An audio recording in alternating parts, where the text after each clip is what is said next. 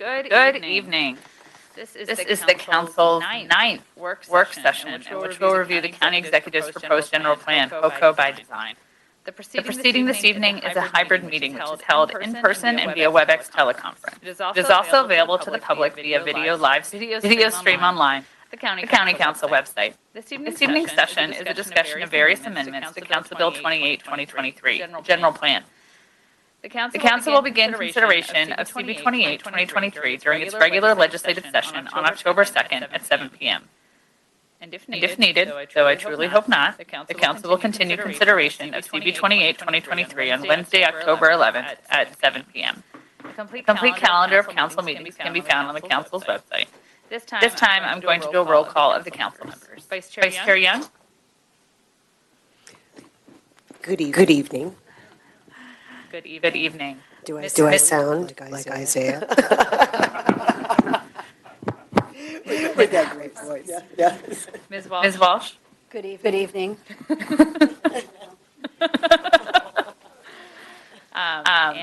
Mr. Youngman should hopefully be joining us shortly, and Dr. Jones will not be with us this evening. So we'll now proceed with our agenda. We're here today to discuss amendments to the general plan. Each member has 45 minutes in which they can prioritize and highlight and discuss the issues most important to them. So with that, we will begin starting with number one. Okay. I'm going to reorder how I was going to do it because I do want David to be here. I prioritized, I was going to talk first about the ones I cared most about, and hopefully it surprises no one. Number one on my list is the Elk Ridge South Civic District. So I'm going to skip that, and I'm also going to skip what I think is the departure point for all of us at this point. I think there might be four different versions of Table 10.1 from the managing growth. So same thing. I think we need as many council members in the room talking about that as we can. So I'm going to skip to my categories 3, 4, and 5, and they are in priority order. So that would suggest that these are my third, fourth, and fifth priorities. It is going to mess up my timing though, because I wanted to make sure I left the most time for my important ones. So I am going to go through these pretty quickly. I'm going to go through them though as though you didn't read them, because I don't see how possibly you could have, given that they were posted on Monday. I did read them all. I've read every single. Sorry, this is your time. Okay. I've read yours. All right. Well, so I will go. My plan is to speak at you for 45 minutes. Sounds good. And tell you why I think these amendments. There are 24 in total from District 1. I would say they are largely selective. I will say again, hopefully, very clearly prioritized in terms of what we care about most.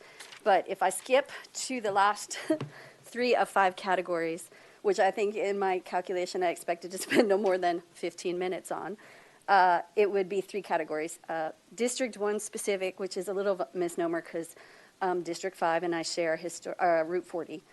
Chapter 3, which is ecological health, and my office and others spent a great deal of time trying to make that as strong as we possibly could.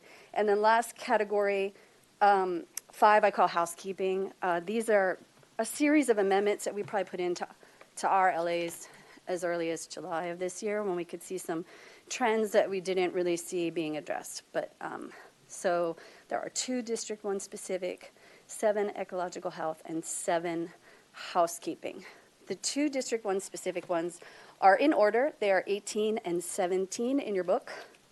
The first goes to the notion of expounding upon how we address and what we do to talk about Route 40, and particularly Korean Way on Route 40. Let me skip to my section.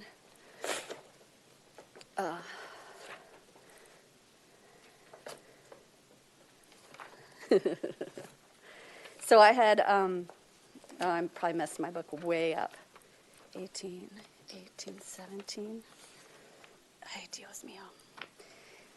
18 adds a Route 40 Korean Way district. Number 1 on my list of recommendations is that we actually get that area of businesses to form some kind of group so that we have at least a a group of stakeholders that we know are involved and interested in the long-term success and viability of that place and what we do with it in its future.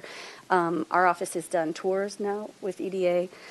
We certainly patronize a large number of them, but there are probably vastly more that maybe I haven't even stepped foot in and that we don't hear from, maybe because they don't know that we should be talking to them or because they don't care, but I think we should know. The second component of that is I really do love the aspect of our community that has organically become what is Korean Way.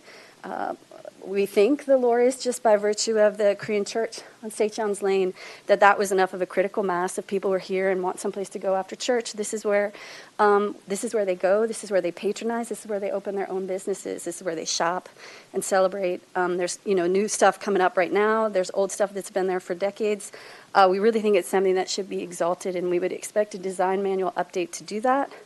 And then we have some ancillary things there. The second District 1 specific one really is truly District 1 specific. It regards the two historic districts, locally designated historic districts in the county. Those are both only in District 1, Old Ellicott City and Historic Lawyers Hill. We like in the general plan the aspects that talk about kind of historic district light or Main Street programs, because I will acknowledge that there may be some neighborhoods in my district and elsewhere that would be averse to jumping head feet into a historic district and all that entails, and a way to get them to preserving more and investing more and being reimbursed for investing more is some of those other less rigorous type designations. But to the extent that we have those designations in place now, we think that they should be honored and preserved. We think they've done their job. What remains in those two neighborhoods is a testament to that, and we like to see those historic districts stay in place, be protected the way they are now, and even build upon that to the extent adjoining neighbors want to do that. That brings me to the 7 that are the fourth priority for District 1, which is incremental changes to the Chapter 3 ecological health amendments.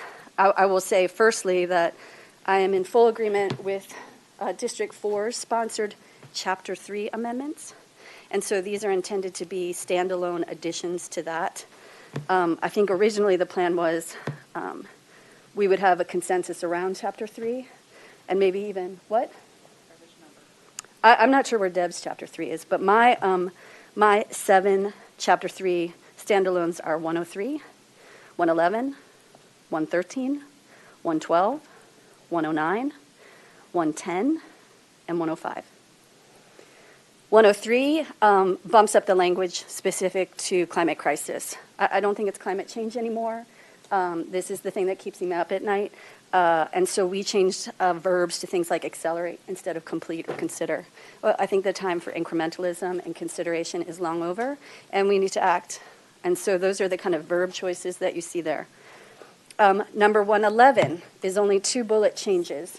The Chesapeake Bay Foundation, and we've come across this in our research specific to stream restoration, and what in certain circumstances may be a complete and total waste of money and time in that regard, is a better approach, at least with regard to stream restoration, is plant more trees upstream, remove unnecessary impervious surface, and do upstream water control. Identify point sources and eliminate them, or do the big ponds, the big water management upstream. So all that 111 does is add 2 components that we pull directly from Chesapeake Bay Foundation in terms of stormwater management, preserving our green. Number 113 is all my forest con bumps. Just as you would expect, we would like to see Howard County lead in this arena. Big changes hopefully are coming as soon as this summer. We tried to jumpstart them before. We have to do it by the summer, or at least begin. We want to see Howard County be a leader in this regard. Number 112 deals with eliminating waivers. It is still my very firm opinion that we are not compliant with state law in terms of enforcing existing state and local regulations. Although I don't anymore say that we hand out waivers like candy, we are still building those sites where we did. We are still incurring that harm to our built and natural environment, and we have to take a really critical look at what circumstances really legally entitle a given applicant to a waiver, not to blanket waivers for 113 trees, for acres of steep slopes, for whatever the environmental resource is at risk in any given project. Number 109 is a teeny tiny change. I don't know if we have rec and parks here, but it pertains to deer management. In Deb Young's Chapter 3 amendment, she talked about deer management in residential areas. As a result of some recent activity in District 1's Dorsey search, we realized that residential doesn't actually encompass recreational. So you could be meeting clearance distances from homes, but you may have identified for hunting area a pathway that is frequently used by children and others, or a playground. So we intentionally put in and recreational in 109. 110 arises from a work session discussion that we had about why isn't there a character area or specific zoning districts specific to agricultural land, right? We asked where zoning character areas or zoning districts specific to agricultural land use, right? When we were asking why can't we use some of the benefit of a transfer tax dedicated to agricultural purposes further east, we had a hard time, like Christiana could rattle off, the 2 or 3 farms that we knew about in our district, but there wasn't even a repository within DPZ that we could identify that even said, this is where ongoing farming, this is an active, commercially viable farm right now.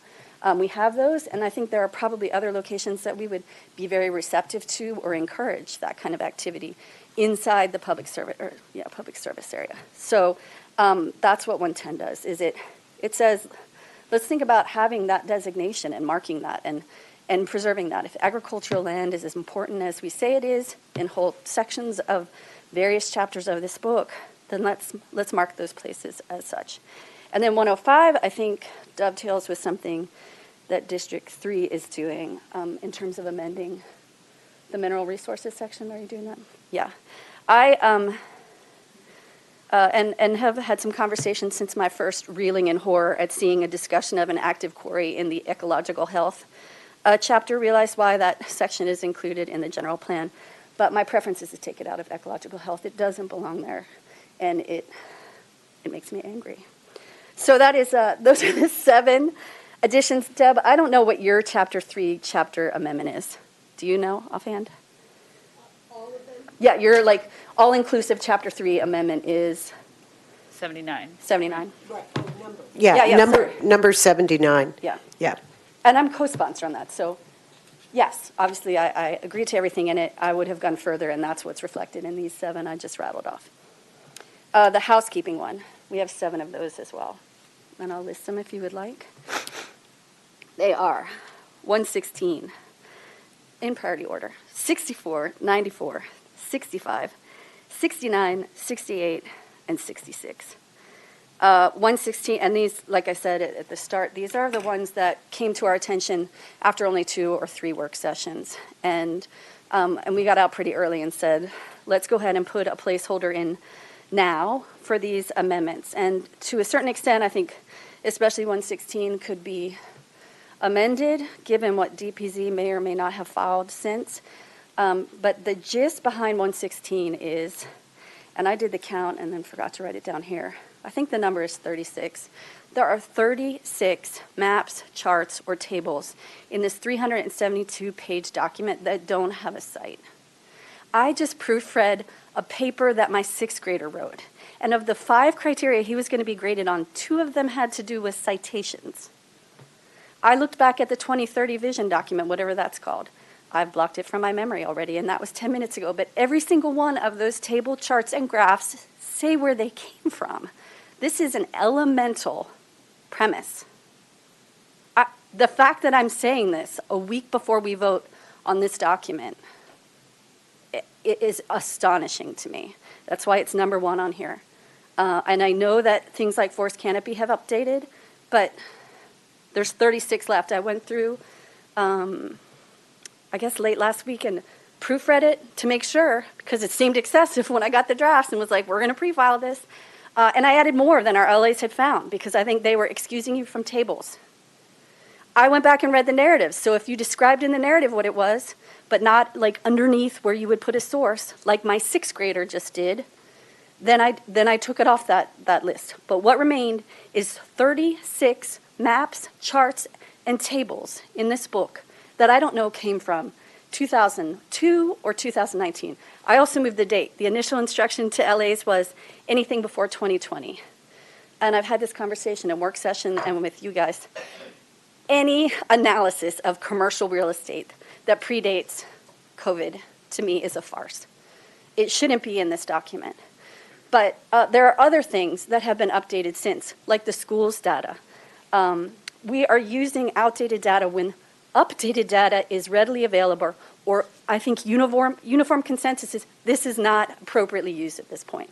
So that's what 116 is. It's 30, well, I'll flip to my book because I counted them. I think it's 36. And I think I tried to be judicious, but, sixth grade homework just reminded me of it this afternoon. And my baby had sites. Number 64. This hopefully will not surprise you. Before I came up with Elkridge South Civic District, my initial reaction was strike industrial mixed-use activity center.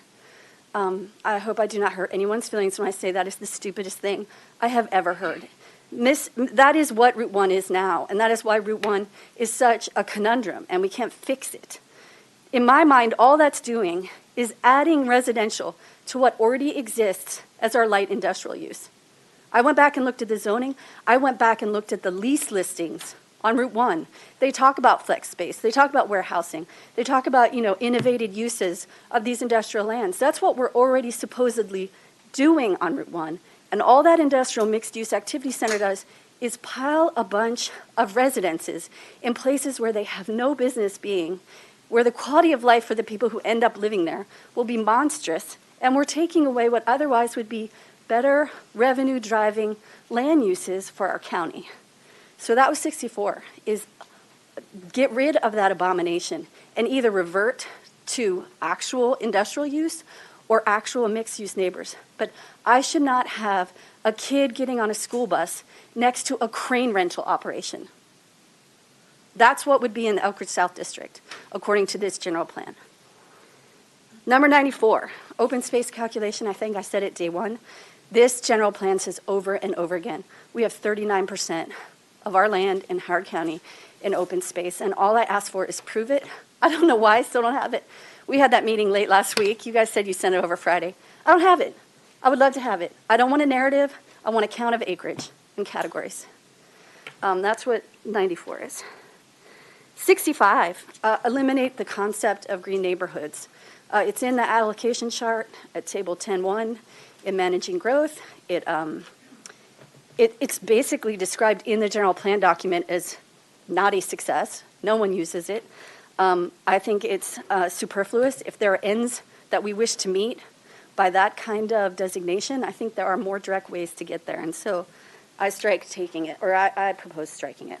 69, on maybe the second or third reading, I noticed a repetitive reference to a document I had never bothered to carefully read because I didn't think it was relevant. And that was the 2018 Clarion Land Use Development Regulations Assessment, or some ordering of those same words. That's not before us. It's never been before us as a council, as far as I'm aware. I've asked for the documentation that explains what that circumstance was early in our first term, where it was on the table from a prior administration, and then it kind of disappeared. I didn't know where it went. I thought it had been kind of set aside and moved on from. Recent discussions suggest otherwise, but it's not before us, and I'm very uncomfortable referencing a document of that size and that extent, not detail, in a document like this without the public and us carefully going through it. The last two in that category of housekeeping is the overlay district. That's at 68. It's the same concept as the green neighborhoods. There's more direct ways to achieve the results we say we want.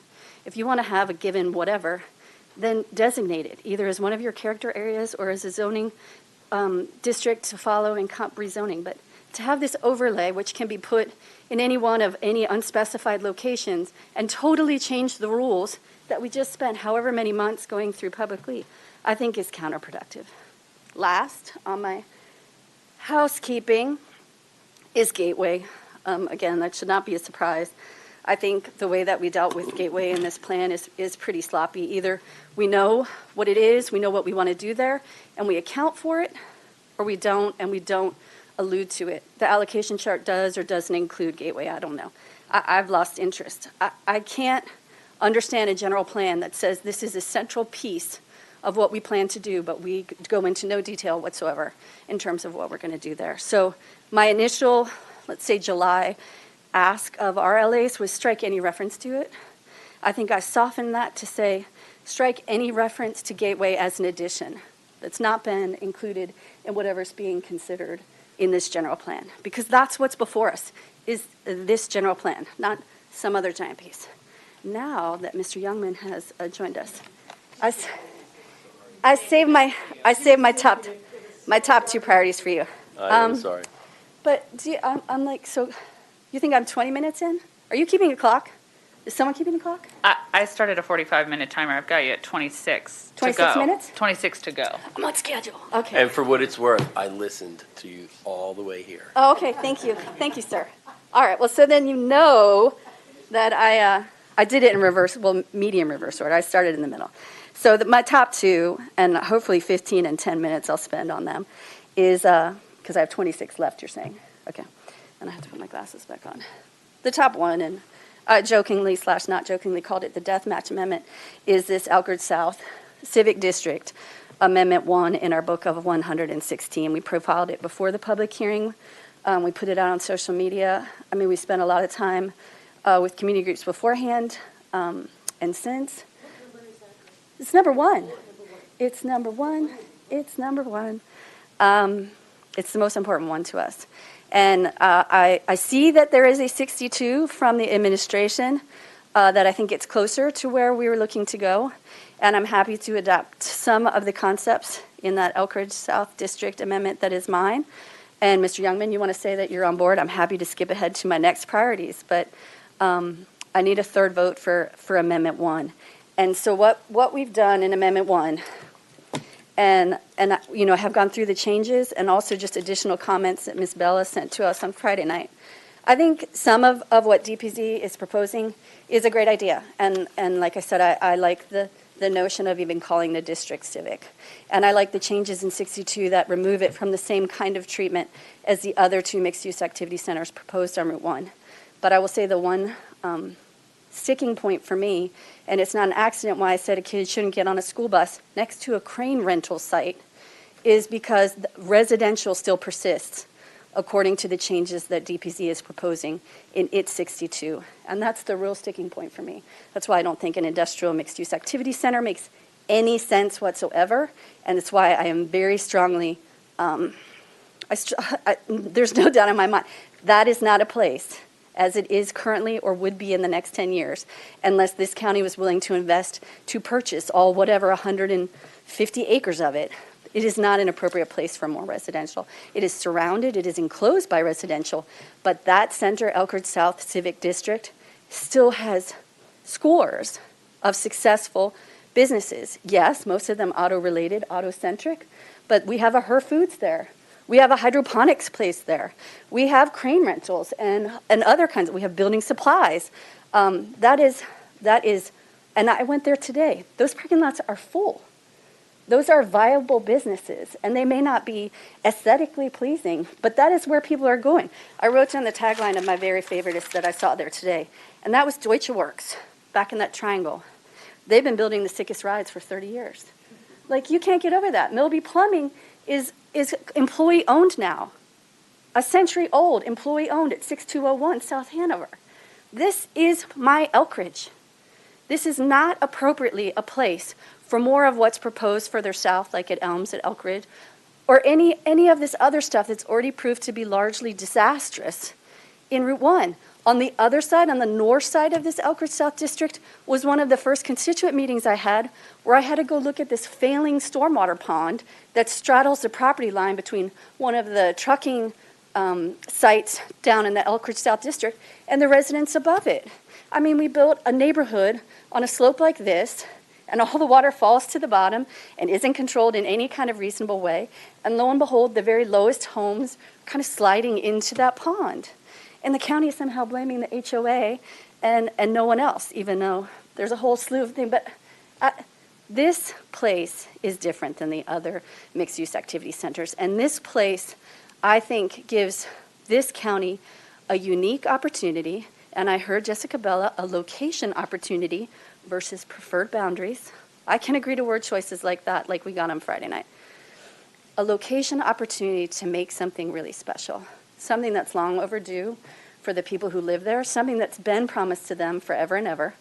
And I think it largely involves that frontage around Route 1. So another comment that we got from DPZ on Friday was, why don't you, why are you doing this parcel-specific map? And I was like, I don't know, because it's driving me insane. Poor Owens had like 15 different versions of a map. And now I could tell you where every single business is in the whole place. Like, it shouldn't be a map, and that's been my point all along. It should be a dot. It should be a dot where the PDX is now and the T Freight Force is now. And it should be, hey, what are we going to do as a community and as a county and a local government? And so that, that's going to be additional to some of these changes that DPZ has suggested in 62, its Amendment 62, and in the piece from Jessica on Friday night. But I think one of the biggest changes is I'm not picking parcels, and we shouldn't be picking parcels at this point. It should be a general location across from the library, fronting Route 1. This is where the opportunities lie. But I will say, you can see where that stream cuts through that district. You can see where those forested parcels are on all three sides. Like, it really is this amazing opportunity to kind of set back and say, what do we want to stay here as a community? And for sure, after today, for me, it's Deutsche Works. And what do we want, to change? And, for most of us, I think that's what's happening along Route 1. That's the face of that part of Elkridge on Route 1. And so, that's what we're hoping to accomplish in Amendment number 1, in the Deathmatch Amendment. I think we got real close, and we're happy to adopt a lot of the proposals and even some of the concepts in this Amendment 62. But my preference would be that we pull them over. We'll daylight them as soon as we can with the LAs. We'll get cutting that line real fast, and go from there. But I will say the biggest departure point between 1 and 62 right now is this notion of imposing more residential in that space. It's not, I don't think it's reasonable. I don't think it's doable, I hope. But to see those businesses, to think about those potato chips at Her Foods, it's just not a place where we're building multifamily housing. It shouldn't be, and should stop doing that. So that is District 1's foremost priority. Really want to see an amended version of our amended 1 happen. And then behind that, and I think, again, 4 of us have some competing version of it, the Apfo allocations is my second category. And I have 7 amendments that touch on that subject. Number 70 is where we have the chart of everyone's. Yeah, oh, good. Yeah. Oh, sure. I didn't have time to do that. So mine is at 70. I don't know where everyone else's is. But I also have a lot of the affordability and the accessibility requirements built into 70. 67, I think, plays into the amendment change, or the changes I've made to the allocation chart specifically. So it's 70, 67. I might have numbered this wrong. This thing? Well, it says 66, but now I'm like, maybe it's 67. Yeah, you have 65 from, 67. I don't know. Oh, no, okay, I'm just gonna, I don't know what's happening here. Okay. My Apfo allocations type amendments, of which there are 7, are 70, which is the big one, 67, which is just swapping in that activity center map we saw early on in the work sessions for the future land use map. And then 71, 99, 86, 97, and 93 all regard either Apfo, allocations, school capacity, all of those kind of things that I think are all wrapped up in that allocation chart. And so I'll just tell you what my thinking was on 70, and then I look forward to hearing from my colleagues where they were. Mostly, I think it's time that we as a community actually mandate the affordability and the accessibility requirements. We use in this language the same kind of language about maybe, consider, perhaps, could, bonus. It's not happening. And if you rely on language like that, you'll be in the same position that we are in now in 10 years, where we look back at some document that looks an awful lot like this and realize we've not built a fraction of those homes. So I'm not sure why we dance around that.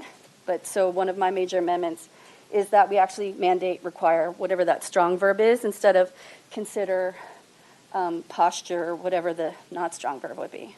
And so I pick the 25%, and I move it down to 60% of AMI instead of 80%, which I think around here is almost meaningless.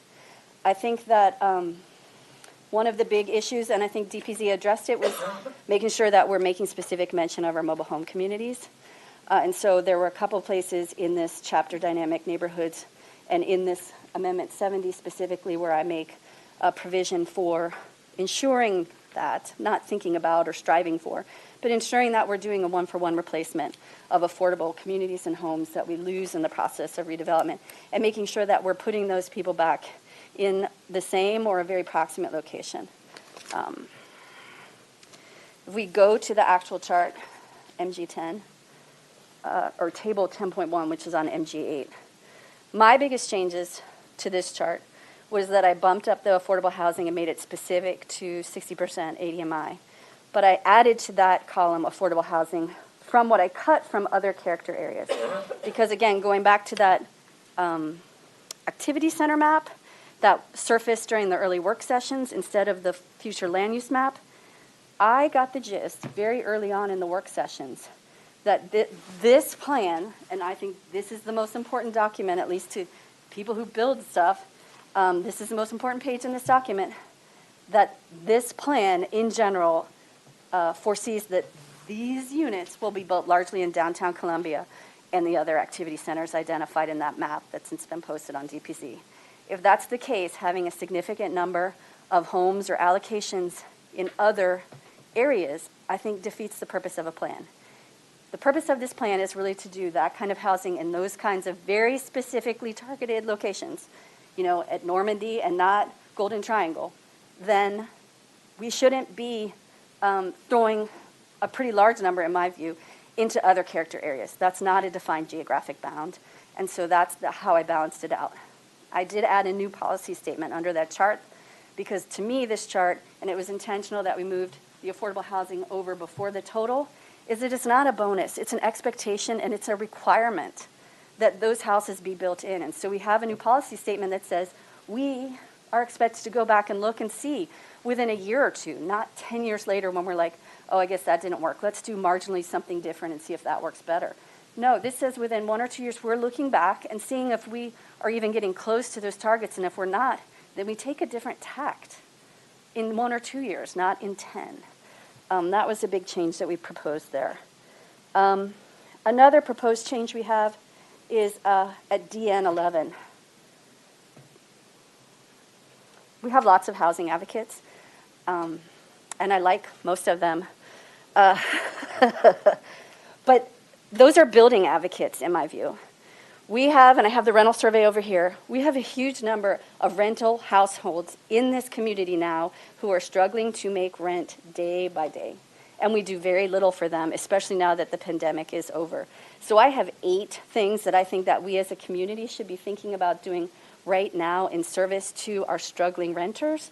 They start with something as easy as continuing rental assistance programs that began during COVID and proved, at least in specific circumstances, quite helpful, to going all the way up to getting landlord or tenant landlord reform enacted at the state level. I've testified for just cause eviction changes. I've been at the rallies at the state level.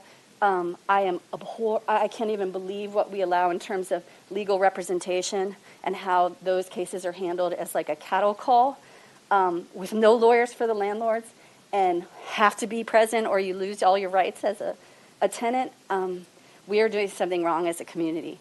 And if housing advocates aren't focused on the people who live here now, I have a hard time with that. Even since I got these 8, I've realized that there's no affordable housing requirement in our current zoning regulations for age restricted. Like, what are we doing? Like, so that's that.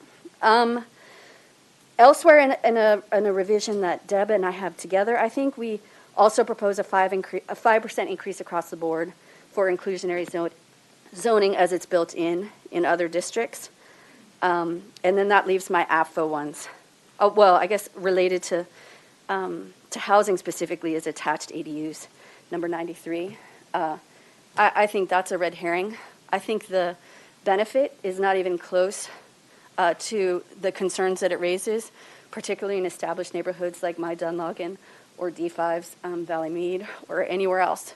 Again, I feel like an ADU concept is an abdication of planning. If you're opening the gates for this to happen without regard wherever as a matter of right, there are better ways to achieve an end of finding affordable housing. And it's citing it, and it's incentivizing it, we say a lot in here, but it's not some hodgepodge collection of ADUs built in someone's backyard that one of our offices will receive calls about for the next, I can't even track them. So that's 93. We have 4 other Apfo-specific ones. 3 of them have to do with schools. 71, we put in there more for illustrative purposes. I think this is one where it wasn't clear to us where the data was coming from, and I spent probably hours trying to figure it out and match it up to feasibility studies from this year or last year or enrollment reports or whatever. And I was like, depending on what capacity you use, what date, whose document, what day it is from Howard County Public School System versus a budget in May or a feasibility study in June, you're looking at different numbers. So this for sure is an instance where we need a citation at a minimum, but we need to make sure that we're talking, what's the phrase, oranges to oranges or whatever. I'll never say phrases right. But that the school capacity, the school enrollment is a big deal to me. And I actually settled upon what's next, which is 99, because I could not solve the riddle on 71. And so what I propose in 99 is a third-party audit of DPZ and Howard County Public School Systems calculation and projections and verification of these figures that they come up with, because year after year, they're wrong. And they talk about a system-wide error rate that is totally meaningless when you're talking about a complete bust in a given neighborhood or at a given school. And so I'm tired of playing the riddle games. I don't understand why we don't just say, everyone agree on the same language, everyone agree on the same data point, the baseline, and go from there. And I don't think we have the ability to do it as a council, because I think we've tried at every quarterly meeting that it's been on the agenda, and in 5 years we've gotten nowhere. Another issue that I talked in that same place, I think, was this notion of aligning the planning districts. Right now the schools have a planning district, DPZ has different planning districts. I mean, the rental survey has another one. How are we ever to know that we're doing what we say we want to do, that we're achieving whatever goals we say we're setting, if nobody is playing to the same set of boundaries? And I was enlarge it to the council districts, I don't care, but make everyone use the same geographic boundary to do their analysis and make their pitch and see where it goes from there. 86 involves rethinking how we use transfer tax, predominantly so that we can repurpose more of it for either rehabilitation or replacement or construction of new schools. We are so woefully behind there. I invite everyone to watch the last Board of Education public hearing on capital budget, because it was gruesome, and it should have been gruesome, and I don't see a solution in sight without more money. And then lastly is 97, and I was happy to hear there was testimony on this subject at our public hearing, and I wasn't going to chime in from virtual land and say, it's there, we have it. But 97 is, and we did incrementally change it based on that testimony to include emergency response. But we do think that Apfo should consider our hospitals, our walk-in clinics, our mental health hospitals' ability to actually provide the services that we need, particularly inpatient care, but also just emergency response based on, I think, Dr. Serrano's testimony. So that is 97. I don't know where I am on time. Got 8 minutes. Holy cow. Okay, well, so that is, those are the 24 District 1 amendments. Again, feel very, very strongly about Elkridge South District. If you see common ground on Amendment 1, or you think that some incremental change will help you support it, we will get the DPZ amendments in that we can agree to on our version. Probably send that request tomorrow or Thursday, she says, without looking at her calendar. But it's not that involved. And like I said, we were happy both for the comments from Ms. Bella over the weekend, and that Amendment 62 lets us see where you guys are headed. But Elkridge South Civic District is really our focus. Yes, Mr. Youngman. I like the idea of the Elk Ridge South Civic District. And I was going to say, do we want to go through the differences between your amendment and 62, or do we really not need to do that because there's going to be tinkering going on and you guys come up with sort of the finished product and then we talk about it? Is that Well, easier? I mean, if you all want to respond as to, is there intentionality in keeping the residential component in that particular location? I believe Ms. Bella's online. Ms. Bella, did you want to respond to that? Yes, sorry I couldn't be there with you this evening. Figure you'd appreciate me not breathing COVID on you. So my understanding is that the map that is being proposed, the future land use map changes that are being proposed in administration's amendment number 62 reflects existing residential land uses. So there's 2 single-family detached home parcels in the northern section of the core district area that was previously the activity center. And then to the south, there's the Elms at Elkridge area that's still considered multifamily housing. My understanding is that is still under construction and still has obligations to meet, and that portion of the activity center is still attached to that residential developing property. Okay, all right, that makes sense. So I do think a departure point then is that I don't see any utility in having the Elms at Elkridge, which is still currently owned by the Roberts family, at least according to land records, and no construction has begun there. It is still a abandoned junkyard, from what I can tell. It is, the 3 of you on the zoning board who ruled on that zoning board case as recently as 2020, that's the signature date of the decision and order. The 5 of us, I know you talked about it in 2019, but I just looked at the decision and order. It's up on the, that's how long it took. Poor Opa was chair. That's how long it took. March 2020 is when the decision and order was signed. Like the 5 of us, or some subpart of it, decided the zoning specific to that district to be what is reflected in that decision and order. I don't want to undo that by some kind of coloration here. I don't see a reason to include it in something that's called a civic district. I think that Elm at Elkridge should pursue whatever it was approved, unless they want to make it better. But right now, it's 390 townhomes. And it's not something. really contiguous. No. I mean, I'm looking at GIS, and there's, it's only 3 or 4 parcels, but there's little parcels along the road. It doesn't. You're after the big parcels around Loudon. Yeah. The frontage, so. like the frontage on Elms, because of what was done, I think, as the majority of that zoning board, was convert that from purely residential to something neighborhood serving. And so, that's in the decision and order. And there's some requirement that some number of square feet, as I recall, is dedicated to commercial along Route 1 frontage, along with some pedestrian parks or something. I think that's taken care of. So that's the difference in the acreage that Ms. Bella was probably asking about over the weekend. Is I intentionally shrunk that footprint. I don't think it should include Elms at Elkridge. I would love for it to include those commercial properties between Elms at Elkridge, which at this point include a convenience store / mostly liquor store, some automobile uses and something else. But it is like that, just like it's shown. It's just this little narrow sliver of frontage.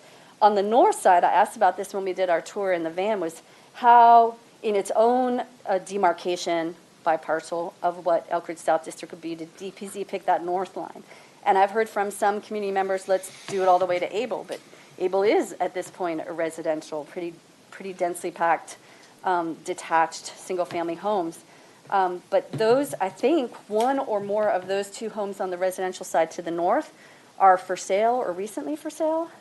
Like across from the car wash, sort of? Mm-hmm. Yes, exactly, on Old Washington Boulevard. Old Washington, yeah. And the real draw, to me at least, of those properties is not that they're residential or even that they're facing Old Washington Boulevard, because I think by the time you make that split, you have the, what is it? It's the CAT dealership, it's the CAT complex, and then it goes to residential and stays residential basically all the way up with the international school as a little break, all the way up to Main Street. But there's the leg, kind of the back haunch of those 2 properties goes all the way into Elk Ridge South District and touches the back of places like, I don't know, one of the automobile places.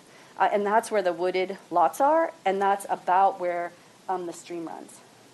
So if there was a way that we could let those residents do what they want, continue to reside in them, but take the benefit of the wooded parcel in the back for the use of that civic district. That was my thinking, Jessica. And again, I'm happy to leave the parcel specific stuff other than I think it's 35 acres of elms at Elkridge out of this analysis. But I don't think elms at Elkridge is, I mean, again, I think it's an improvement to what's there now, but I don't think it's part of what's envisioned for the future. That's baked in.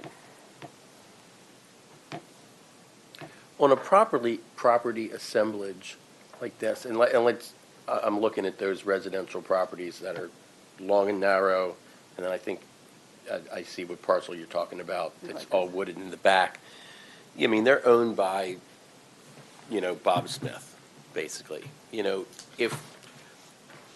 Is the goal to go out and do an assemblage of those properties, whether it was an activity center or a community center, whatever it is?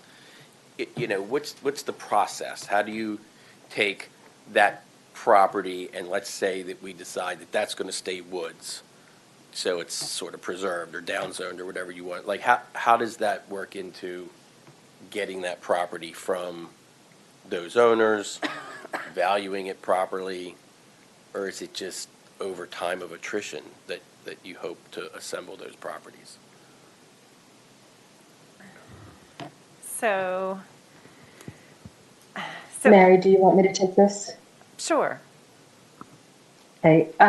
So I think the idea with the administration amendment is that you don't want to, in a general plan, identify specific properties that you might be interested in acquiring. Right. So the purpose of the amendment is to establish the future land use map so that it reflects the existing land uses that are present, and then establish a wider civic district area where this is the general location where we want to focus on potentially placing civic-like uses. And then there are different strategies to achieving that, but we don't want to describe that in the general plan at this point in time because you don't want to preclude opportunities that might come up on properties that come up for sale or other strategies that might be beneficial for the county. But I mean, then how long does that take? I mean, Liz might like to see it while she's still here, and some of those folks might hang on for a long time. Do you sit with the EDA and you have some money for assemblage and you approach those folks and you get a development partner and you go do it, or do you just sort of wait around for each person to decide they want to sell? There's different strategies that the county can approach, depending on how aggressive they want to be, as well as what opportunities are being presented to them.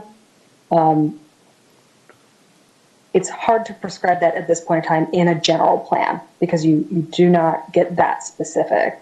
But this provides the guidance for policy level decisions. Like when we look out 20 years from now, that's what we picture, that's what we want there versus something else. And how we get there is, okay, thanks. And the general plan now does make provision for, and we didn't touch it, and I don't know that anyone did, this notion of a redevelopment authority. Like that's who would have play that critical role of figuring out how best and over what timeline and with what resources. Yeah, you guys mentioned that, or actually I think it was Jason and Jennifer that mentioned that. So I mean, we thought that is what you would need, I think, in order to do something of this scale over the kind of extended time period that it would take. All right, my time's up. I thank you.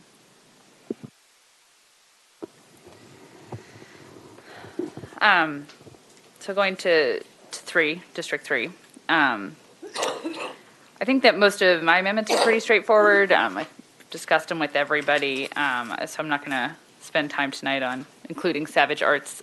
But I do want to appreciate all the county staff, all of my council colleagues who've had these discussions, who've walked through this, because it has been a lot, and I appreciate your time. Much like Ms. Walsh, I too noticed that there were multiple versions of the allocations chart, and I thought it would be a good use of our time tonight to discuss them and try to see how close we can get. So I passed out a variety of them, the variety of them. 56 is Amendment 56. That one is mine. It does strike green neighborhoods, but adds 500 as the Housing Affordability Coalition has playfully requested. And then it puts the Amendment 56 has additional policy implementing actions, both for affordability and then also for disability units. But the changes on the allocation chart are that it strikes 150 from green neighborhoods and then adds 500 to the incentive column. I think that a lot of the data around inclusionary zoning, especially without incentives for it, is that it is unsuccessful. If it was just mandate and build, we'd have a lot more of it, and we don't. So we're pretty behind the mark. And I think that having affordable housing in the incentive column really helps draw and put that attention to it. And I guess the other thing that I do want to say, in case anyone feels like, whoa, 500 is a lot, is that I don't even honestly expect that we will achieve that in 2026. I would love to figure out the structures that could mean that we could accomplish that in the later years, but I don't think that we're going to have financing mechanisms and other things set up in place to really be achieving 500 units a year. But I also fundamentally believe that if we are not setting the goal high, then we're destined to really miss that mark and fail. And so I think setting it high is really the goal. So that's 56. With 70 is one of the ones that Ms. Walsh walked through. That's the one that pushes the affordable housing into the regular allocation side. I think my concerns with this is that if, I guess the way I was reading this, I was like, I don't know who's going to be choosing to do the 300, but I'm assuming that you're thinking that there will be some additional mechanism.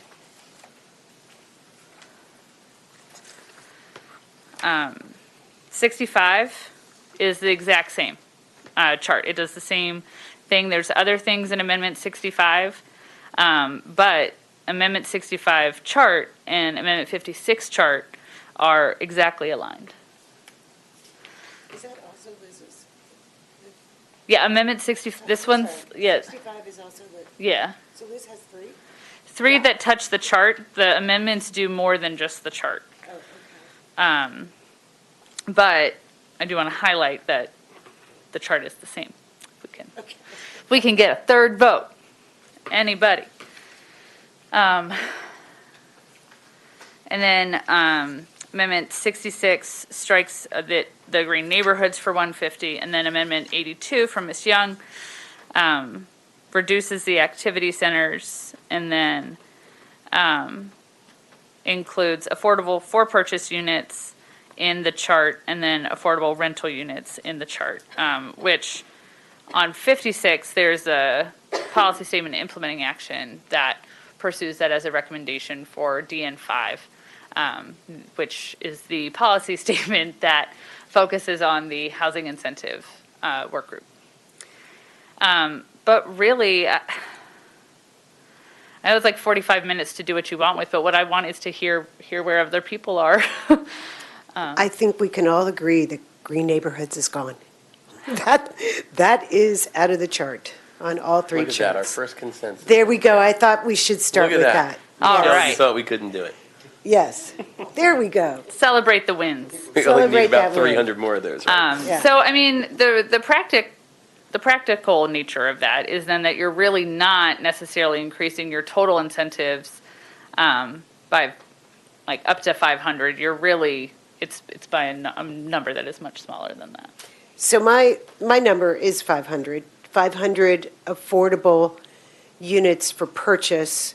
I'm sorry, 250 affordable units for purchase and 250 affordable rental units. And that's something that I've been talking about now for 2 or 3 years, that I think it's really important that we not just do all rental housing. And I'm hoping that This would incentivize developers to actually put homes for purchase. This is the missing middle that we've heard about, no offense, but ad nauseum, okay, for the last 6 months. And this is what supposedly we want to see built. Well, there's no way that developers are going to build this housing without some sort of incentives. It's not cheap to build. The land is not cheap in Howard County. And if we want to get developers to put in this missing middle housing, and I don't mean tearing down a single-family detached home and then putting up a duplex.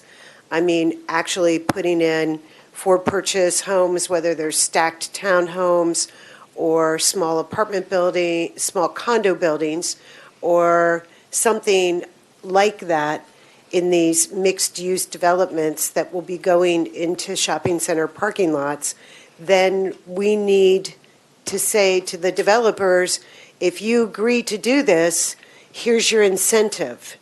The incentive can be you can build a lot more of them so that it'll be less expensive for you to build them because you'll be able to buy 50 refrigerators at once. You'll be able to order all the wood at the same time.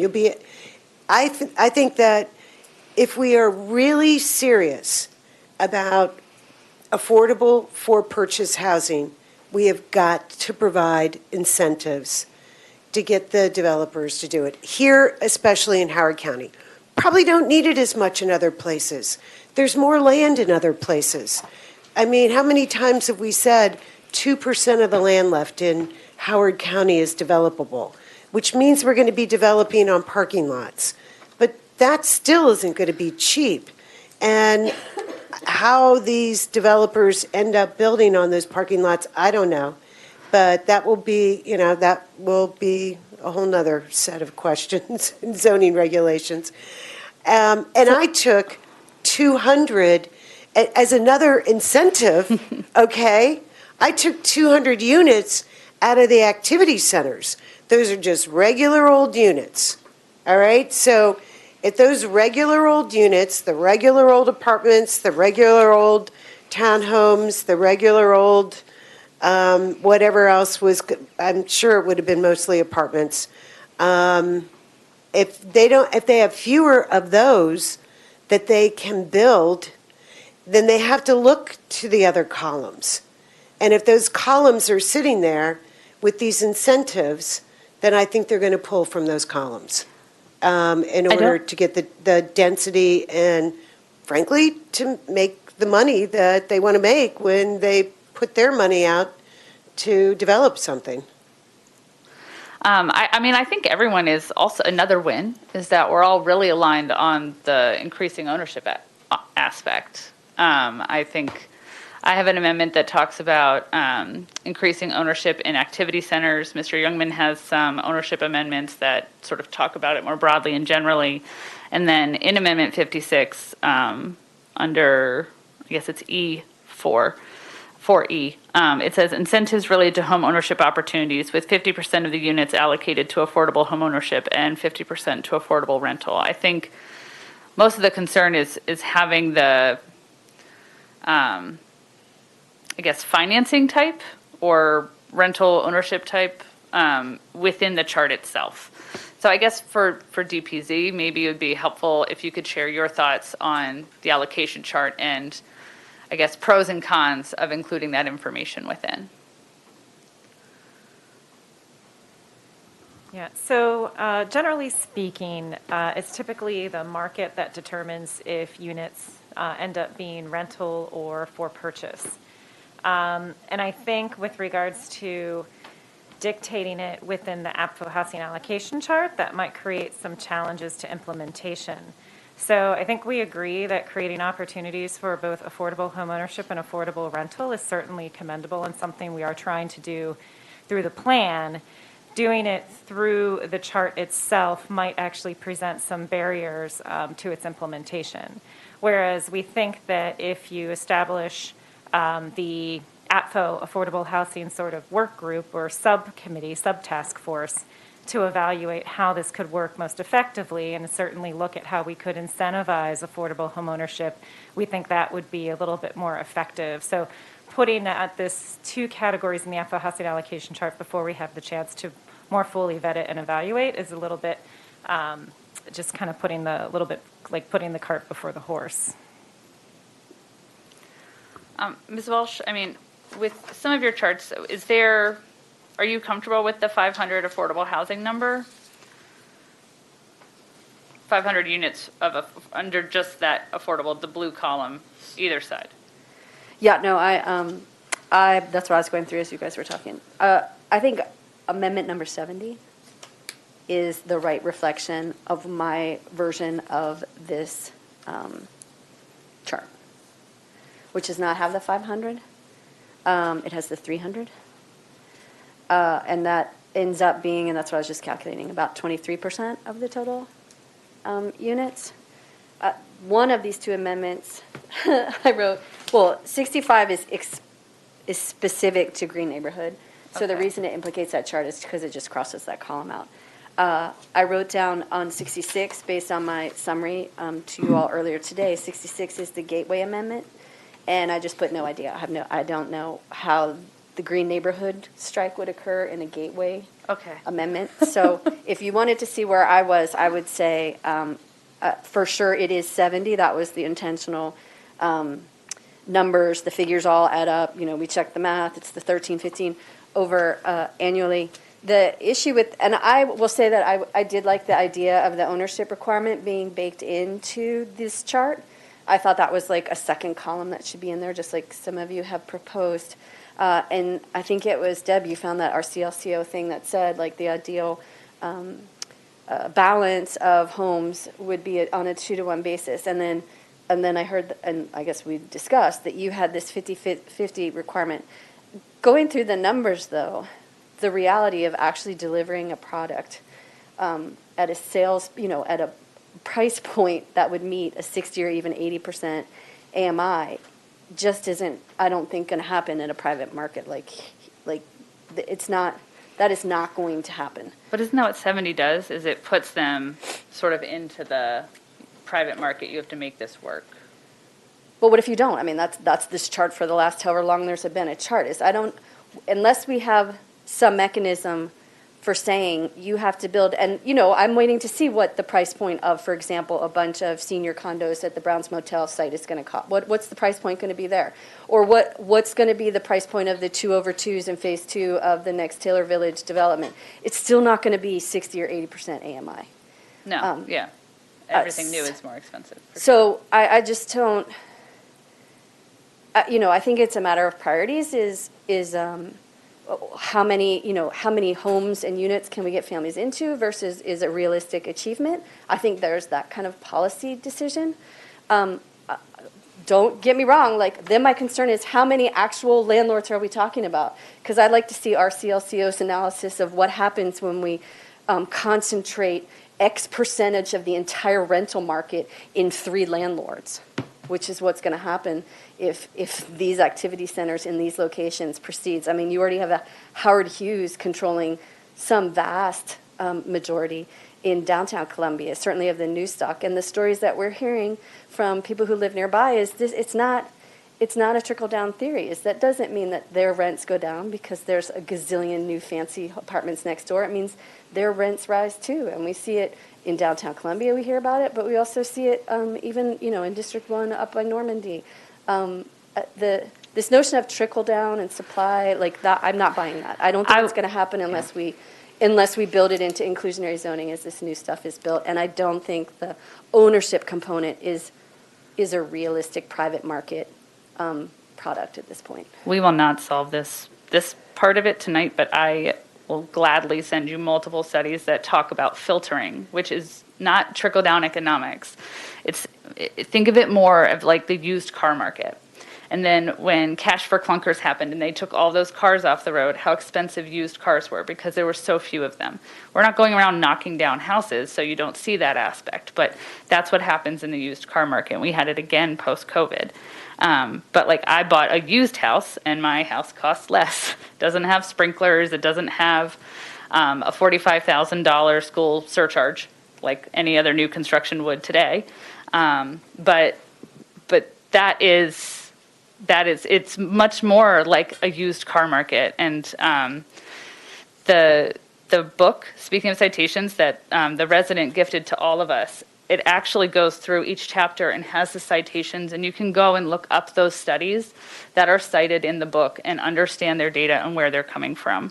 Because I think this is something that like we can figure out a longer time, but and I don't think we're going to get through it before Monday, but we're so far behind that no, building 100 more apartments next to someone doesn't help when you're 20,000 in the hole. Yeah. And there goes a departure point. But I think if building a bunch of apartments was going to increase affordability, then we'd have increased affordability because we built a lot of apartments.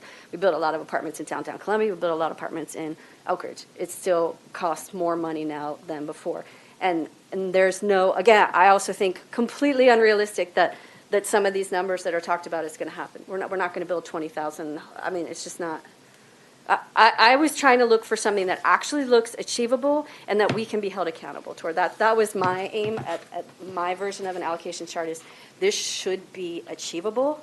I don't hear anyone complaining about, and if it's not, then we got to figure out why not. Because I think this is the lowest hanging fruit.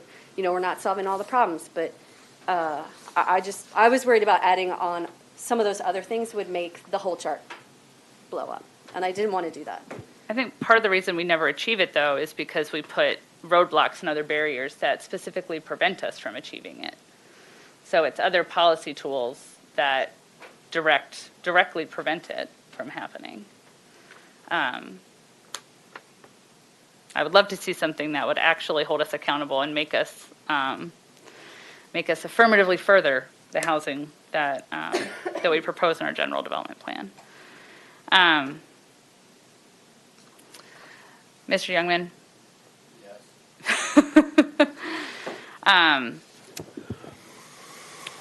Do you have any strong thoughts or feelings on which side of the gray column? What's your definition of affordable housing as it relates to this column? Oh, my definition of affordable. Because here's the problem. Yep. If I do a PDF search on affordable housing, it's probably going to be 300. And if I ask everybody in this room what their definition is, I'm going to get maybe not 300 answers, but I'm going to get a lot. I mean, we know what downtown Columbia is. We know what activity centers are. This is a big density bonus that some of you want to triple. We don't even really know what it is. So I think that's a good place to start. How does everybody see, what would you have to deliver at what price point to qualify for that density bonus? I think it has to be relative to AMI. I think that's what we constantly have to be grounding in. What number?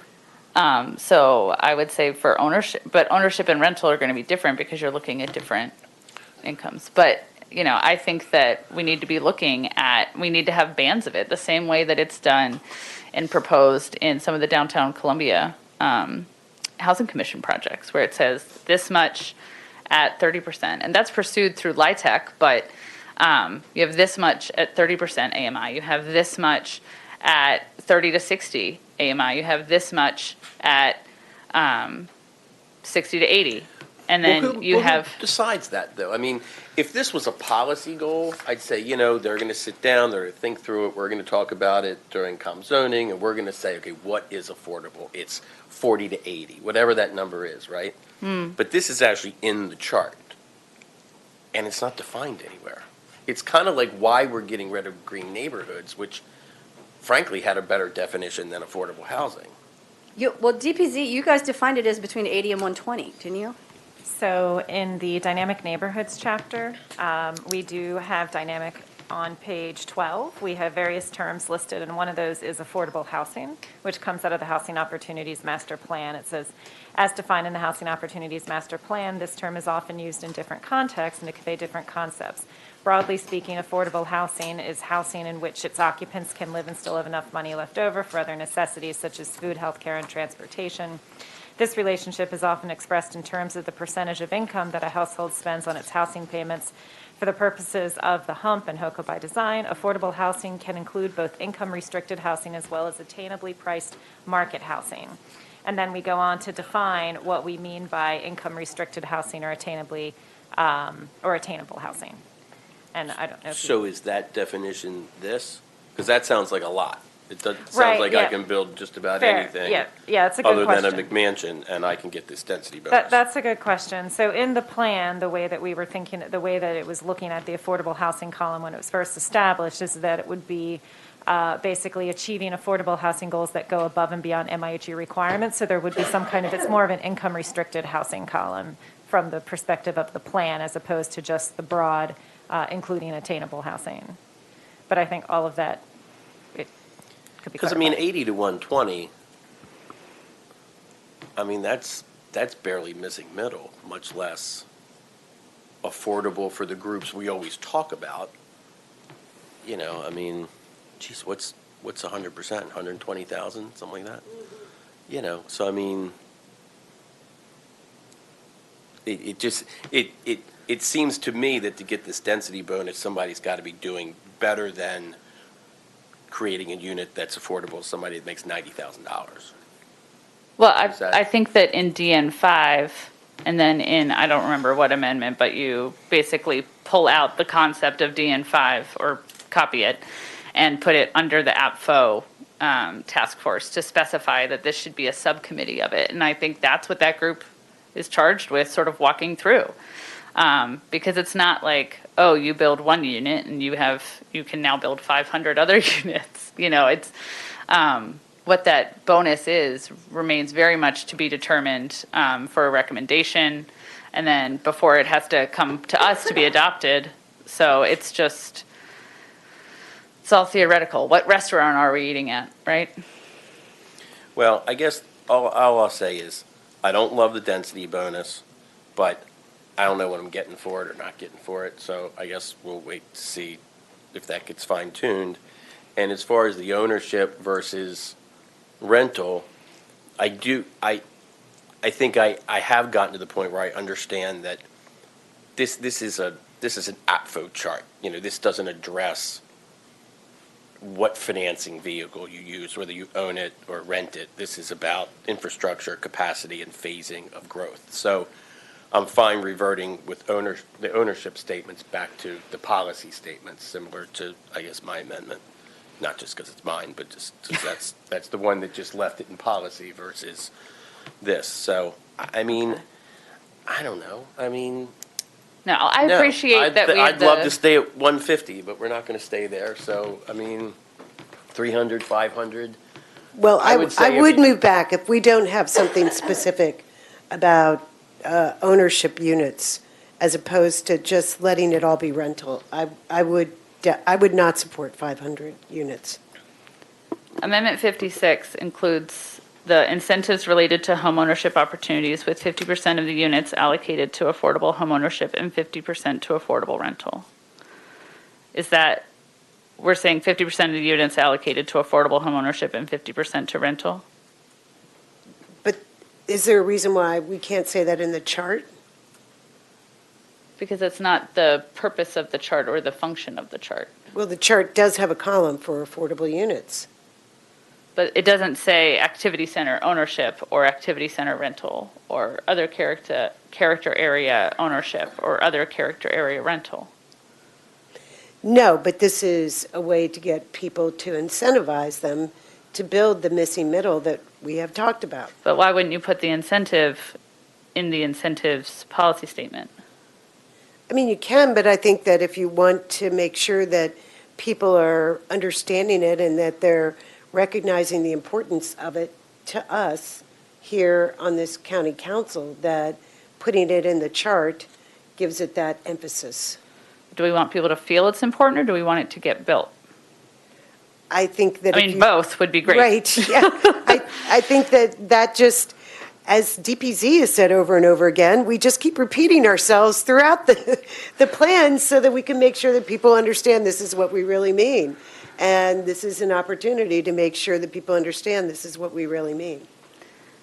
Yeah, I mean, I think that one of the points earlier was that we have discussed is that the concern of if we did affordable home ownership and then someone purchased that unit and then they later rented it out, how that would affect things. But I think the point that you had made was that it's more important to get something built under an ownership structure, that it could potentially be resold to. Look, So you this could is- have an investor come in and buy 4 units and want to rent them all. So I mean, and I think we understand that that's going to be hard to prevent. I mean, Right.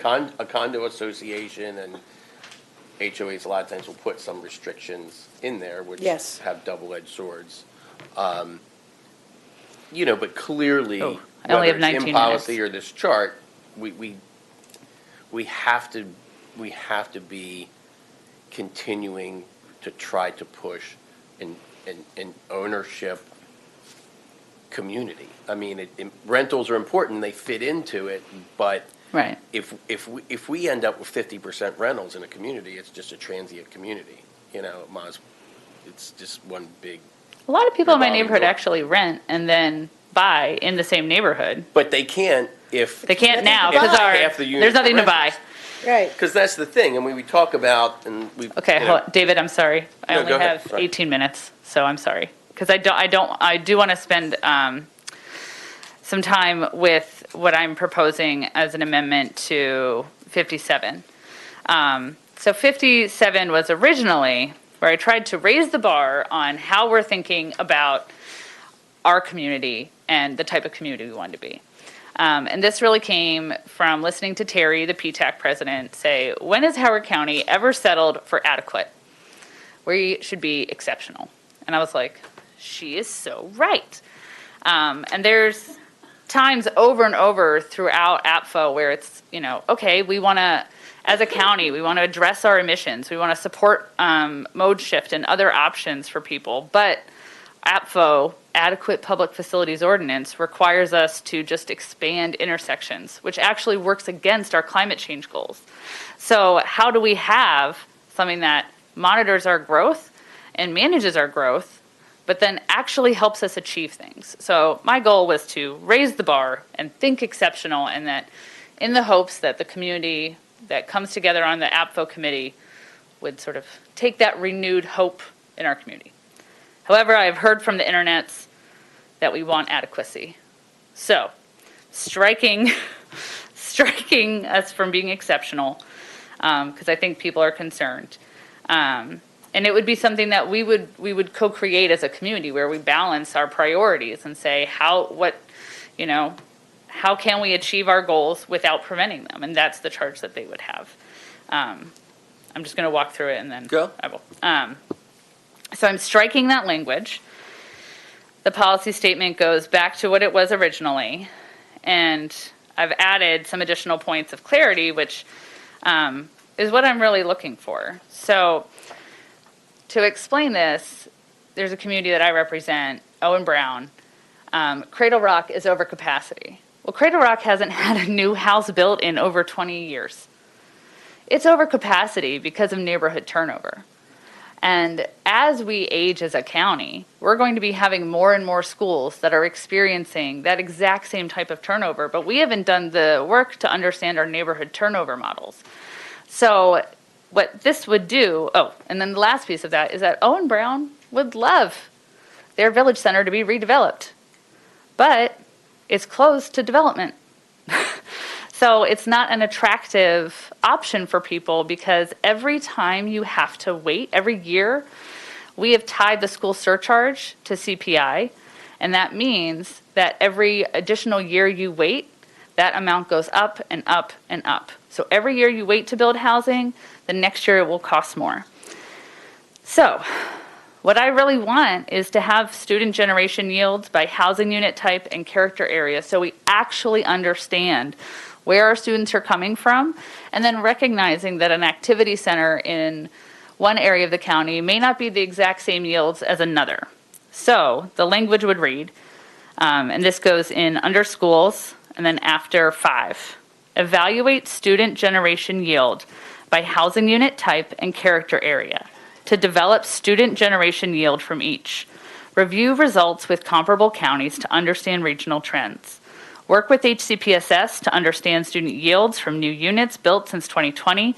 And I say that because the data, I think it's 2015 to 2019 or 2005 to 2019, is in the fiscal analysis methodologies and assumptions. So we have the previous data from HCPSS working with DPZ, but this would be for 2020 on. Incorporate all findings into a student generation model for unit turnover, and share the model with HCPSS for school capacity planning purposes. And then it would add a 7 that says, explore unit type ratios or unit type mixes that would support housing goals without overburdening schools, and assign appropriate wait periods in relation to unit,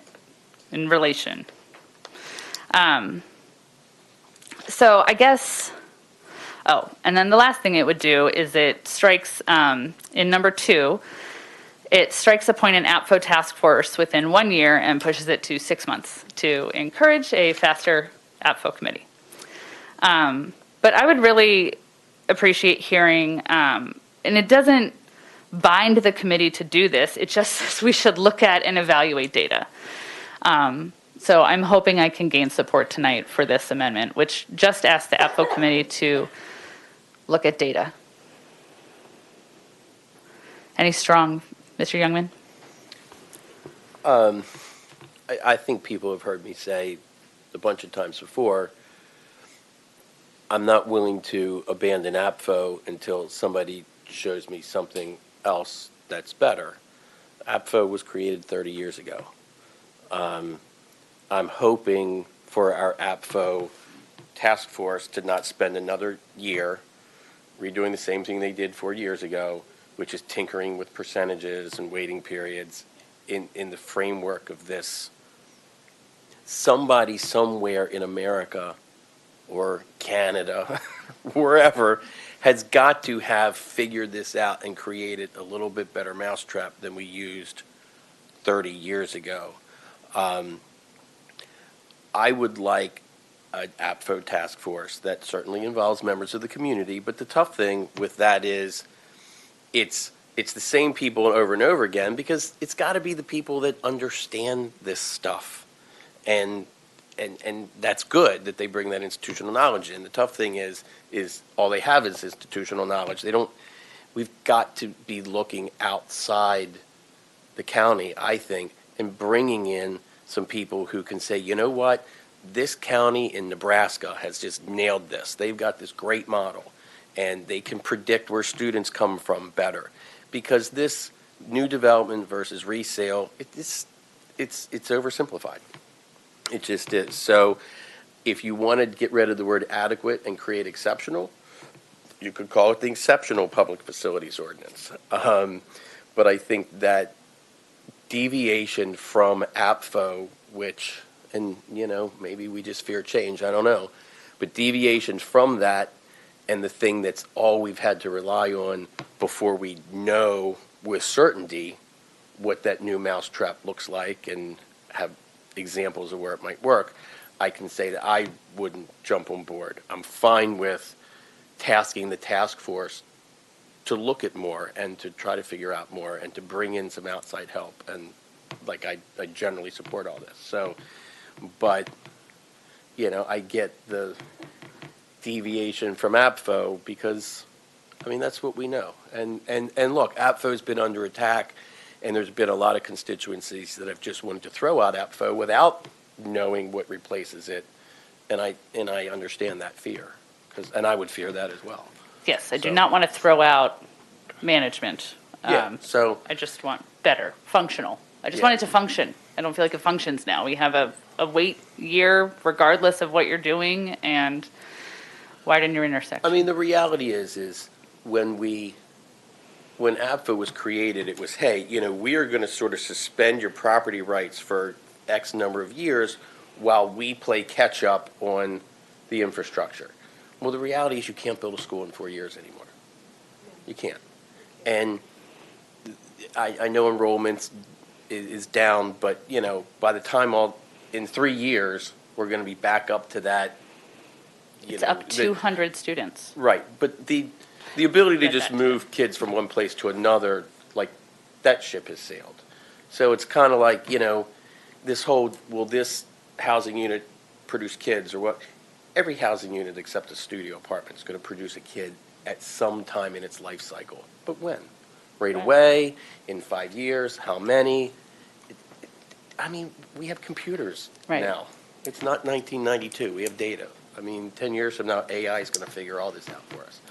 But I think that 10 years getting out of this, even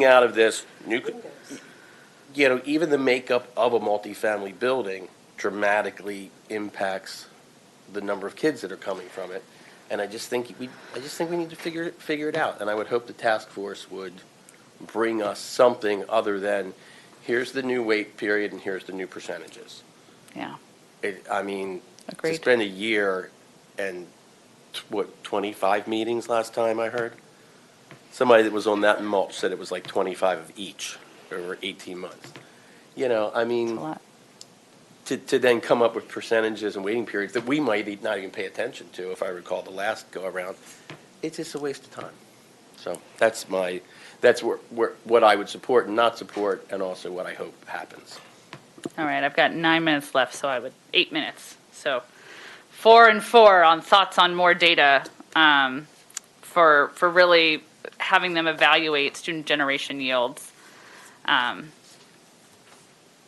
Okay, I'm going to be quick because that is a big part of what I do want to talk about too. So just in response to what you said, actually I feel almost exactly like Mr. Youngman. I would keep Apfo the way it is. And I wouldn't change anything. And the implication throughout this general plan and almost every time that it was spoken about was we need to change Apfo. We need to not apply Apfo to apartments. We need to think of other ways to deal with Apfo. We need to get rid of Apfo. And I took a lot of that language out. I deleted it, but I'll talk about that. I think what we really need to be contemplating here is two things. One, which Mr. Youngman told me a while ago, which is the school district is actually really good at predicting how many kids we're going to have. Maybe not from that exact building or how many kids are going to, when the new family's going to move into that house after the boomers have moved out. But they're pretty good at predicting, here's 36 single-family detached homes and 18 townhomes in a small apartment building, and this is how many kids we think are going to come out of and this is where it is in the life cycle of having been built. They're pretty good at predicting how many kids will come out of that area. I think the problem is they can predict the number of kids. They know it's going to be overcrowded. And we have a 3-year wait period, and at some point the developers get to go ahead and build knowing that there's already an overcrowded school. To the extent that we have been able to have a working Apfo, it certainly was improved in 2018 when our own county executive voted in favor of strengthening the Apfo to set the limits that we have right now. 105 for elementaries, 110 for middle, and 115 for high schools. I'm not proposing anything in this amendment about changing the wait periods. I'm just saying that, because, they go very wrong on certain schools. They get it way wrong. Overall, if you look over 60,000 students, the margin of error is close. But Vicky Cotronio, I remember we were sitting over here. She was like, you've got to look at the per school and how wrong they get it for individual schools, because it's like many of them are right, and then there's 3 that are really wrong. Well, one of the other things that Mr. Youngman did tell me in the last couple of weeks is that the school district has bought some new software. Didn't you mention that? That they're going to use to predict enrollments in the future? No? I don't know about it. I don't know. but, I thought you mentioned I that. would certainly hope that, I got to think I it's mean, better every year. I think it's better than the I Zoom mean, software. I think it's about modeling. It's not about it. And I don't think we, the county, are going to be establishing the modeling that the school district does. We can encourage the school district to do maybe more accurate modeling, to use AI or whatever it takes to come up with individual school counts, but I think that changing Apfo to not include apartments or in any way that would weaken it, and I'm not saying that your amendment I was does. like, it doesn't say that. No, I'm not saying that your amendment does. People on the internet are going to hear you and think that it does. I am looking at Councilmember Rigby's, I am looking at her amendment, and it does not weaken APFO, right? It simply requires that we would look more closely at various things. So no, it does not weaken it, yes. Although a lot of the language, certainly in this general plan, looks like it is heading toward how can we weaken APFO. And that's the language that I took out. Okay. Yeah, I want Apfo to be functional. I want Apfo to work. Ms. Welsh, thoughts on the student generation yield to understand better by unit type and character area? Yeah, I mean, I think my approach was in 99. And really my approach was, I don't know how we should define it. I don't like the 18 character areas we have. No, I don't know. Not character areas. Whatever. If I struck character area and just did unit type? Yeah, maybe unit type. But I mean, I don't know what, Deb, I don't know what you're talking about. I have zero confidence in the projections that we get from HCPSS. And I don't trust it, and I'm tired of trying to solve the riddle. So my Amendment 99 says get someone in here who has the wherewithal to actually look at it independently and figure out where it can be improved. Because I don't have the ability, and I certainly don't have the patience or time to do it. But it has to be done because I completely disagree with you. We open up middle schools that are over capacity the day they open, have trailers behind them the year afterwards. We do it. We've done Hanover Hills Middle School.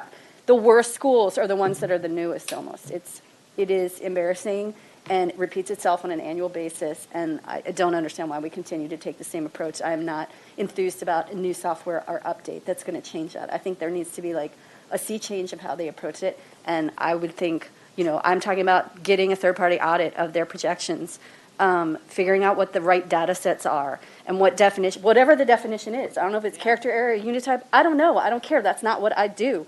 But I need someone who is reliable and trustworthy to do it, and then I need us as a community to adhere to that, because I just feel like the ground shakes underneath when we do it.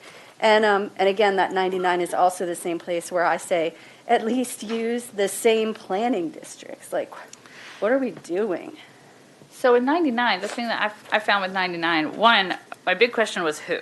Sort of who's going to do? David says there's a guy in Nebraska.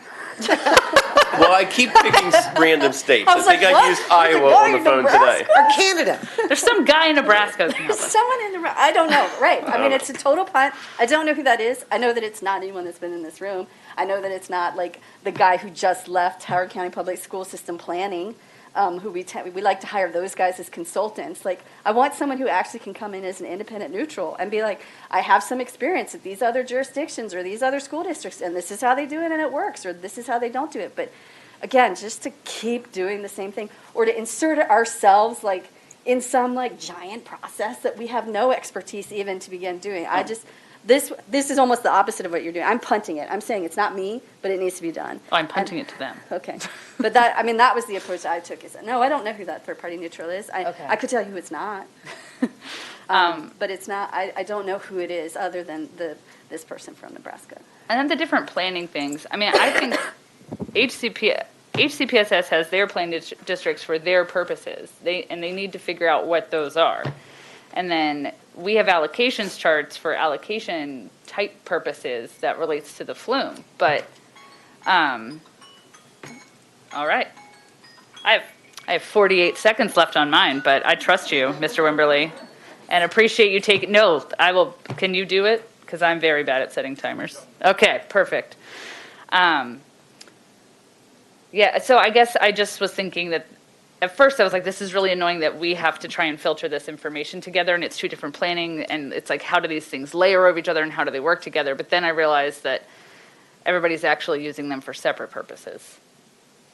Yeah, we had a discussion with Brownell, I don't know, one of our interminable meetings about why there's a disconnect. And I thought the institutional history was, and I think if you go and actually read the Apfo section of our code, it talks about this alignment. Like, we're supposed to be kind of hand in hand. Like, we're planning for and allocating and building houses and planning for schools in areas where growth is expected.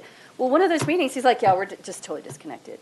And it was either Tim Rogers or his predecessor that was like, yeah, these are meaningless. I think it was Youngman's question, and they were like, well, it's just an arbitrary line. It doesn't mean anything for our purposes of planning. Like, that's crazy time to me. Like, then what are we planning for? Like, what are we, like, limiting ourselves to? And I think that gets back to what Deb is saying is, I don't think they are. I think they know there's a lot of stuff coming.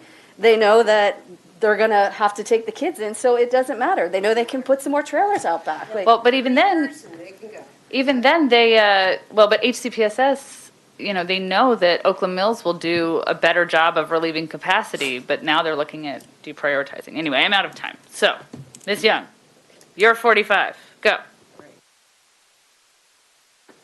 I just want to say I'm sorry about Oakland Mills. I know it's disappointing. And they just closed the media center today for indoor air quality because of mold. Oh, not cool. Okay. I'm going to start with my Apfo amendments. I'm just going to mention them, okay, as opposed to, I think we've had a pretty robust discussion and everybody knows more or less where everybody stands. Nobody agrees, or we all agree. We all agree. We all agree to some pieces of it.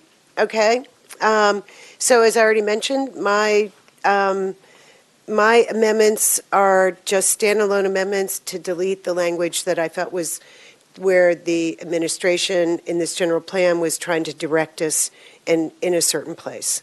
So I deleted in Amendment 83 from Chapter 8, I struck, it's important to note that while new development may impact a crowded school, a significant impact to enrollment each year also comes from the turnover of existing housing.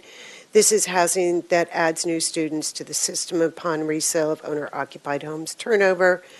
For example, an older home occupied by an empty nester may not have had school children living there for many years.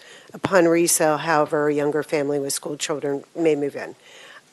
That's usually a statement that is used to allow or to make an argument that we shouldn't be applying Apfo to new development because it's really about resales that is bringing in all these kids.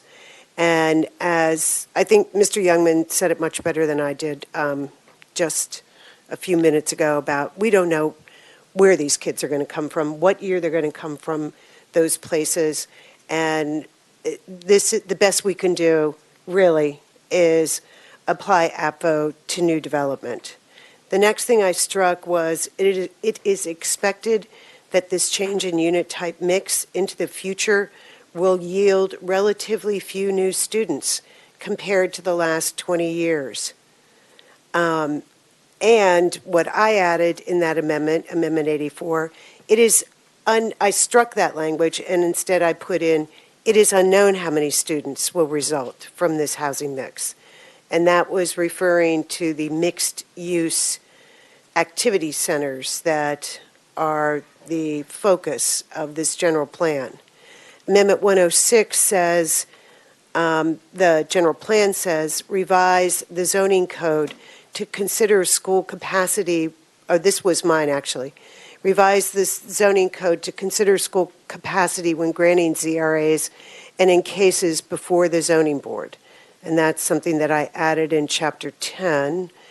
And then Chapter 10 also has a place where I deleted 2 paragraphs directing the task force to determine whether high-density mixed-use projects in activity centers should meet different standards or thresholds or pay an incentive to get out of the weight bin.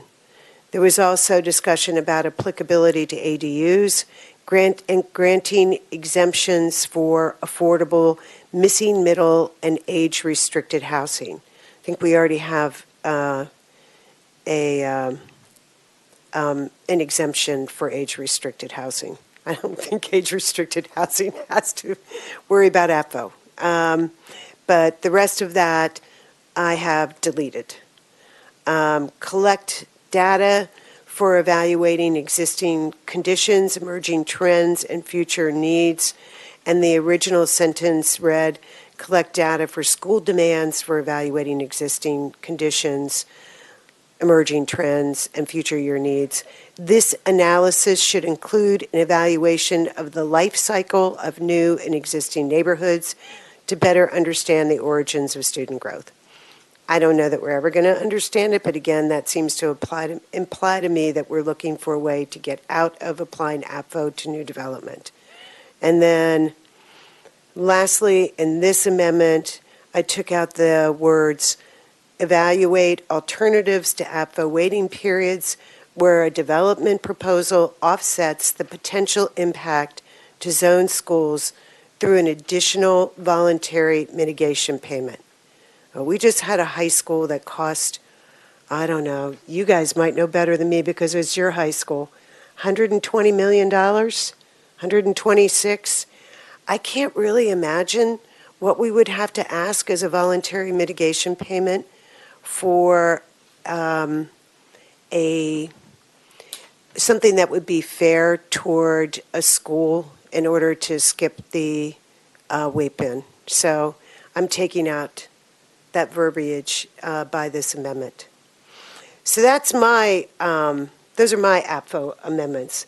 But yes, I do think that there's no reason to continue to evaluate what we're doing. But I also think that it's important to recognize that Apfo has provided a service in allowing this county to slow things down a little bit.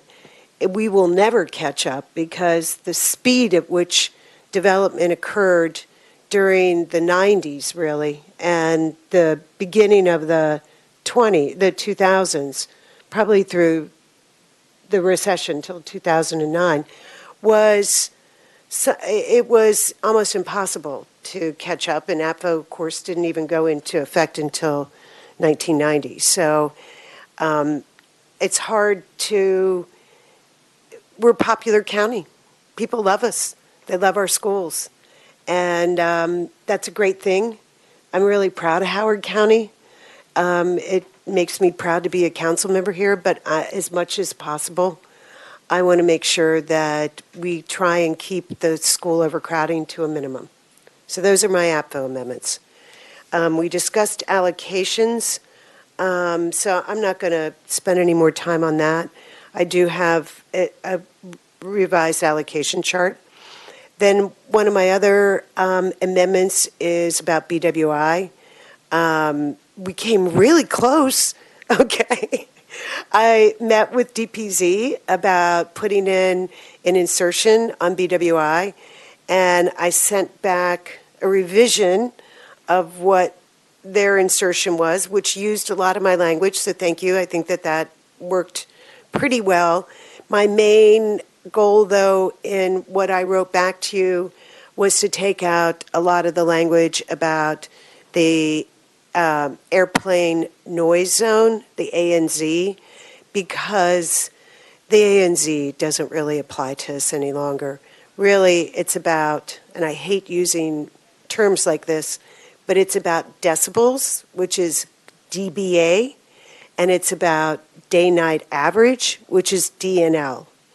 And those are the two things that Howard County is dealing with because the decibel level is so high, and they use a day-night average to determine whether we are subject to too much noise.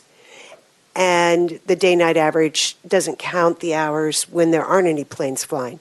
So you can have really loud planes flying on either side, but when you're looking at it over a 24-hour period, it doesn't look like it's all that loud.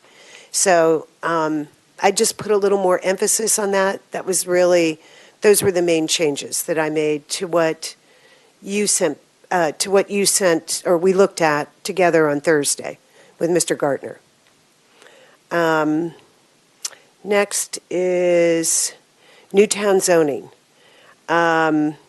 So I think it's, and we discussed this as well at our meeting on Thursday. I think that it is important that Newtown gets its own separate look.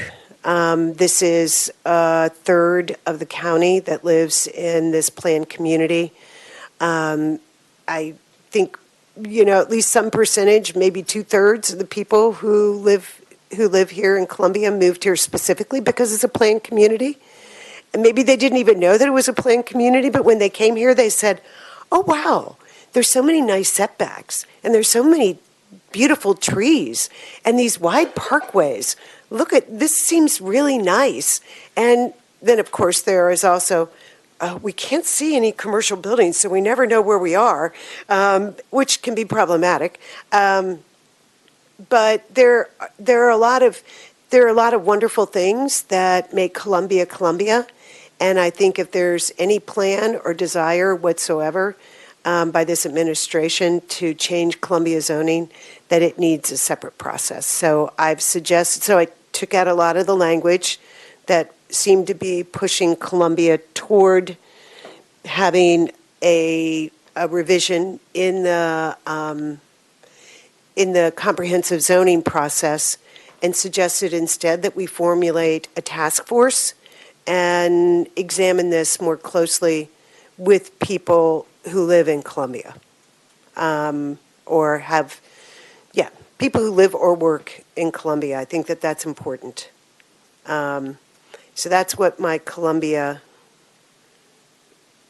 I forgot to hit start. I put my 45 minutes on, but I forgot to hit start. Where am I? 35, okay. All right, now I have 10 chapters, okay? So I'm trying to think of how to do this, but I might be able to do this pretty quickly. I think I wrote it down, 126 amendments, and those are throughout the 10 chapters. And then I sent, somewhere between 20 and 30 technical amendments to DPZ. Thank you very much. You responded to a lot of my requests. There were 15 amendments that came back from DPZ, and I know that you also put together some of the information that I had sent in some of my other technical amendments, asking you to do that, so they were consolidated, which is good. So I appreciate you being thoughtful about going ahead and doing that. Okay, Chapter 1. I had a few amendments here. I removed references to specificity, which I did in a number of places, actually throughout the general plan, because of concerns with identification of specific shopping centers as future activity centers.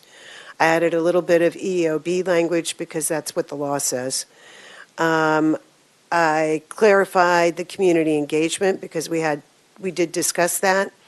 Removed quotes from the entire document because I felt that they were more of a marketing tool than a reflection of all the comments left on the website, which I actually went back and read for about an hour and a half last night.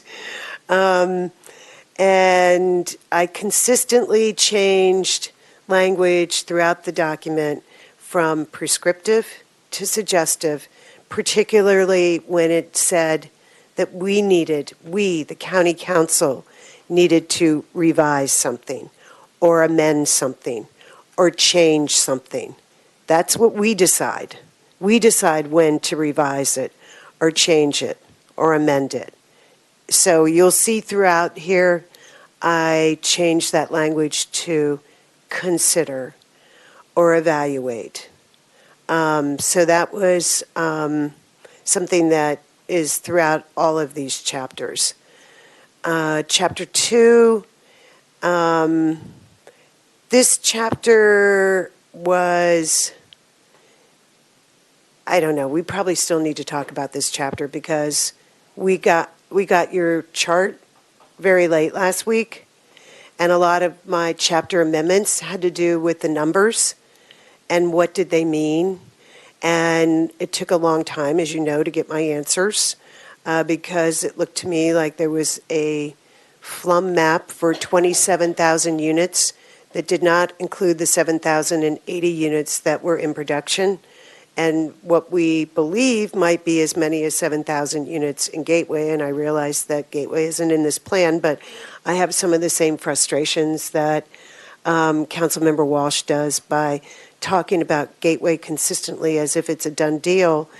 And I know it's not a done deal, but that this is going to be the next big thing that we're going to see from you all, but we don't have it, and it's going to be a part of a plan for Howard County, and maybe the biggest part of what's going to be developed over the next 10 or 15 years. So it's frustrating. So the actual amendments were talking about all those different numbers, and as I said, maybe that's something that we revisit this week to see if I need to keep those amendments in there or whether the information that you provided was something that is useful. This will happen throughout the entire plan. I moved village centers from areas to transform to areas to strengthen. I don't want to see the village centers totally transformed, and I don't think anybody who lives in Columbia and lives near a village center, okay, somebody does. All right, one person does. This person who represents 5 of the 10 villages would not like to see the areas entirely transformed. Strengthened, fine, but transformed is, I don't know what that word means. Does that mean raised? Does that mean everything is new? Does that mean a village center just becomes a mixed-use development with a couple of retail stores on the bottom? To me, that's too big of a word. I did remove, and I did this throughout also the plan, I removed what I thought was some aspirational conclusions that have yet to materialize, and I did that in a number of places in this general plan. And I included in the fiscal impact statement that revenue from new growth will not be enough to pay for aging infrastructure, which actually was stated, I think, in the SAC and maybe even in the fiscal analysis, but was left out in this chapter. And then I had what I'm calling a standalone amendment, and that actually everything that I just mentioned, except for the last one, is in the chapter itself, and the last one is in the standalone. Then chapter 3, I have in that chapter added airplane noise and particulate as a health and environmental hazard. Have asked you all to track the outcomes of environmental projects to determine its success, to create open space percentages for village centers, corrected a statement about changes to the building code to add the bird safe building requirement, which, by the way, there's a celebration of the state legislation that was passed for bird safe windows this Saturday at the Conservancy at 9 o'clock in the morning, in case anybody wants to come. And then said we should adopt the most recent green building code, removed green neighborhoods as an incentive program, but you already all know that, and suggested that we incentivize stormwater management on commercial properties, and that we should include water quality management, not just, water quantity management, not just water quality, and that redevelopment should meet or exceed all of the current stormwater standards. Chapter 4, this is where I added the BWI language, which I believe you all added it there as well. So in the same place as where you added it. And brought out the fact that in order to reach the goals that we will need to reach to really try and combat climate change, we're going to have to do more. And in this instance, I think that it's important to examine our transportation system from different perspectives and look at ways to encourage electric vehicles, address more ways to allow people to navigate the community by walking and biking, and suggest how we can help with those who have less mobility move more freely through the county. And both of these, chapters 3 and 4, I discussed quite a bit with Councilmember Rigby, and she also gave me some advice about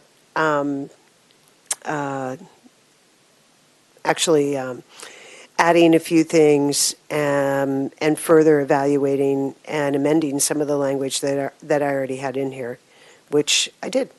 So that was helpful. Thank you, Councilmember Rigby. And then we have Chapter 5, Economic Prosperity. I didn't have a lot in this chapter. I just took out some of the verbiage about housing because it seemed out of place.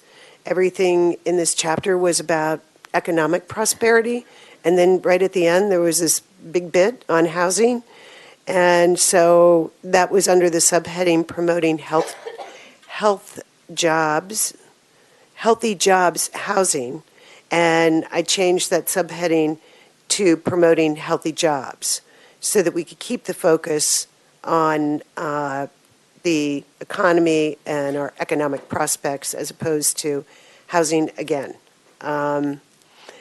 Added features that could strengthen the village center's purposes as retail centers, combined some duplicative actions, removed a reference to Long Reach Village Center being an arts hub in the event that the entity or the person who ends up successfully responding to the RFP does not want to make it an arts hub. I know that, I think you mentioned, Ms. Kendall, that that was in the RFP, but it seems like it might limit who the county could then get to respond to the RFP, but one way or the other, I don't know that it really matters if it's in the RFP, but that was my thought in doing that, not to end the arts function at Long Reach Village Center, but to make sure that as we are sending that information out across the county that we're not limiting whoever might respond to that RFP to having to continue with an arts center. I removed prescriptive language that was focused primarily on the village centers, but included the concept of a mix of housing types in a later chapter. So you'll see that in the village center, there's an amendment specifically that would require us to make sure that there is a mix of housing, both rental and for purchase in any of these activity centers. And then I removed language about autonomous vehicles and broadened it to include all technologies that might change parking ratios, because apparently there are some other technologies that could end up changing parking ratios, and this was a way to incorporate all of that. Chapter 6 was probably had my most amendments, and in those I identified ways in which home ownership could be promoted, explained ways in which Columbia upholds the general plan's growth, changed prescriptive language again to suggestive language, better identified new housing's fiscal impacts on all revenues, added consideration for redevelopments, impact on existing communities, an MIH fee in lieu that, here's one of the things I believe we haven't really talked about yet, but this is a standalone amendment, which is by allowing developers to do a fee and low for MIHU, it has contributed to the economic segregation of this county. So I think it's important to address the MIH fee and lieu, which I don't know that we do in comprehensive rezoning, but that we address it at some point. Continued to promote the fact that homeownership promotes generational wealth and that we really need to be promoting that in this plan. New town zoning should not be undermined in exchange for profit, i.e. density. And suggested in a standalone amendment that we expand the landlord-tenant division since we're going to, no matter what, have a lot more apartments. And I think that probably for many of us, one of the biggest complaints that we have to deal with as council members is renters who call about landlords that they're unhappy with. So we're going to need more help. And those are in amendments 75, 77, 78, 114, and 115. Chapter 7, Quality by Design. The main things there, well, the number one thing is I removed any attempts from Chapter 7 to suggest that we should dismantle Newtown zoning. And I added an action to demonstrate how Columbia is a section to demonstrate how Columbia is an example of the plan's, this whole plan's goals. That's what Columbia is. We were a planned community that thought about all of the, I can't say I did, because I certainly wasn't here, but Jim Rouse was, and he really did think about all of these things. How can we mix housing? How can we have housing at every price point? How can we keep green space? How can we make sure that we have adequate commercial? I'm not going to repeat a lot of this because I know that everybody knows it, but it is important. And there's almost no acknowledgement in this entire general plan that Columbia is actually what we are striving for. Instead, there just seems to be this, well, we can, have this housing overlay and we'll put some more density here and there's there's another 9 villages in Columbia and we're not even going to take Wild Lake out that's already been developed as a village activity center. We're going to leave that in there too. And that concerns me when we already have, as we noted tonight, 6,000 units coming in downtown Columbia, and hundreds of more units being planned for downtown Columbia over a library, a Toby's Dinner Theater, and a maybe fire station, or maybe not. And that's a lot for our one little area to handle. So I just want to point out that Columbia has really, we have been, I think, in a lot of ways, the ideal community for what it is that this plan is trying to create. And I don't want to see Columbia's Newtown zoning go away as a result of comprehensive rezoning. Then Chapter 8, Public School Facilities. We've already gone over Apfo. That's one of the most important things to me. I've already told you what I've taken out, so I'm not going to do that. I'm not going to go through that again. Chapter 9 is the infrastructure chapter, and in that chapter, there's a suggestion that we develop a scoring system for capital projects, and I took it a step further to develop an equity scoring system for capital projects, and then put in a few amendments on police, for which what I'm particularly interested in, which is to build a third police station, perhaps / police headquarters, so that we can take some of these millions of dollars of leasing costs off our books and actually build something that we would that would be useful for our police force. I'm also suggesting here that we continue to try and replace fire and rescue vehicles with electric vehicles when possible, and to include community centers and recreational areas in the priorities of capital projects. And finally, Chapter 10, that is the chapter where we're talking about the Apfo language and the allocation chart.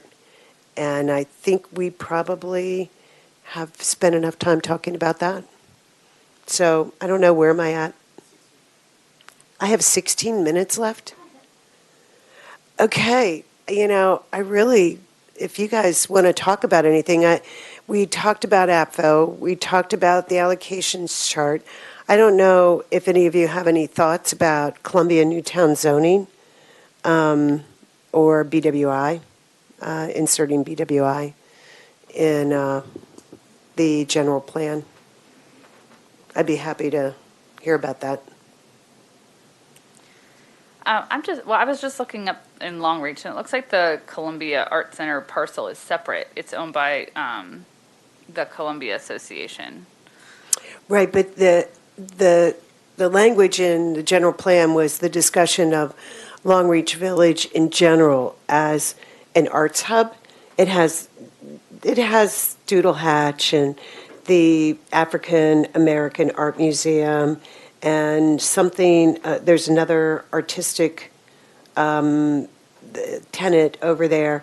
So the idea has been to try and create this artistic center, not just because of the Columbia Art Center. That is a separate piece, yeah. Okay. I'm talking about the piece of Long Reach Village Center that's, I don't know if it's for sale. I don't, do you guys know? Whether there's the, are you talking about the RFP? I'm that's talking out about for the RFP. Is it an RFP to buy the Long Reach Village Center or to redevelop it?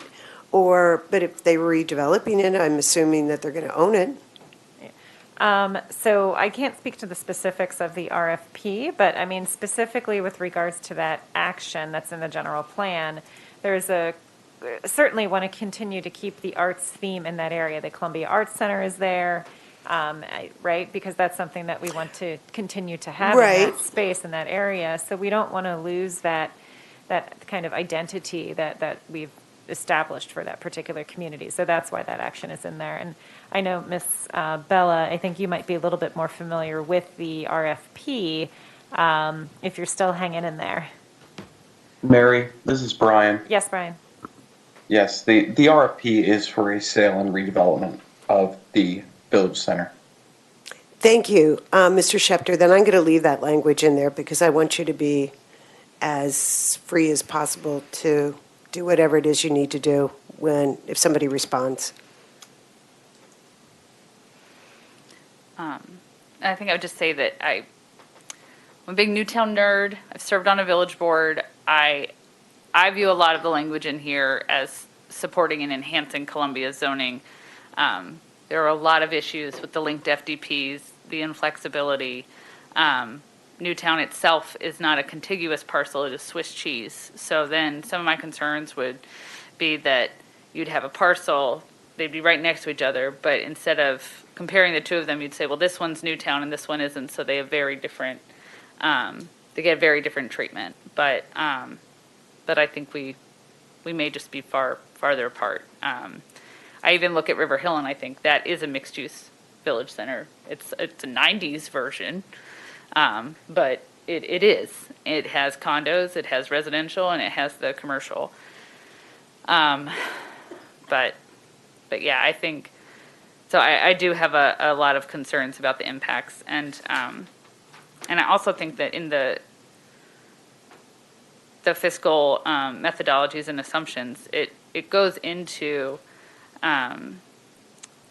what those models are, and I'm not sure that some of the things in some of the amendments are fully accurate as it pertains to some of the supporting documents. But I think we're probably just a little farther on those. And then you said, and you had gone through some of the major differences between yours and the BWIs. Right. So I appreciate that. That was my big question. Okay, All right. I'm done.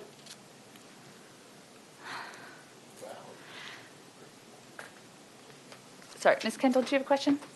Well, no, I just didn't know if it would be helpful to kind of point out one of the amendments the administration has put forth. Is that allowed? In something that I was just talking about? Well, it's relevant to the discussion that you were having earlier about somehow how can we do a better job incentivizing more home ownership opportunities, especially in these mixed-use activity centers. Because I know there's been a lot of conversation about, well, do we do it in the Apfo housing allocation chart? Where do we do it with the task force that will be convened as a part of the Apfo committee? And then there's also, though, so much like we're saying that we need these public-private partnerships to facilitate the redevelopment of a lot of these mixed-use activity centers, especially in places like Route 1 where parcels are scattered, because we need a partner to help assemble parcels. And then we need a partner, a kind of a quasi-governmental entity to realize the vision that we want to see, because we've learned zoning alone is not going to do it.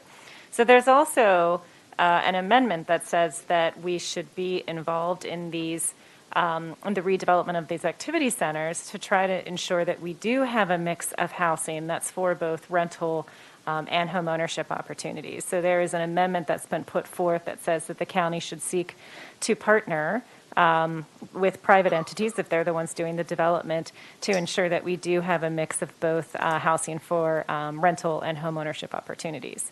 So I just want to say we've been trying to bolster, that particular aspect of the plan, so we can see a mix of that. Good. We're all in alignment again. I was really excited to see that amendment. I thought it recognized some of the challenges in the real world of what it takes from concept to actually getting built. So. Mr. Youngman? We are just rocking tonight, aren't we? Okay, I have 1, 2, 3, 4, 5, 6, 7, 8, 9, 10, 11, 12, 13 amendments. I didn't think I had that many.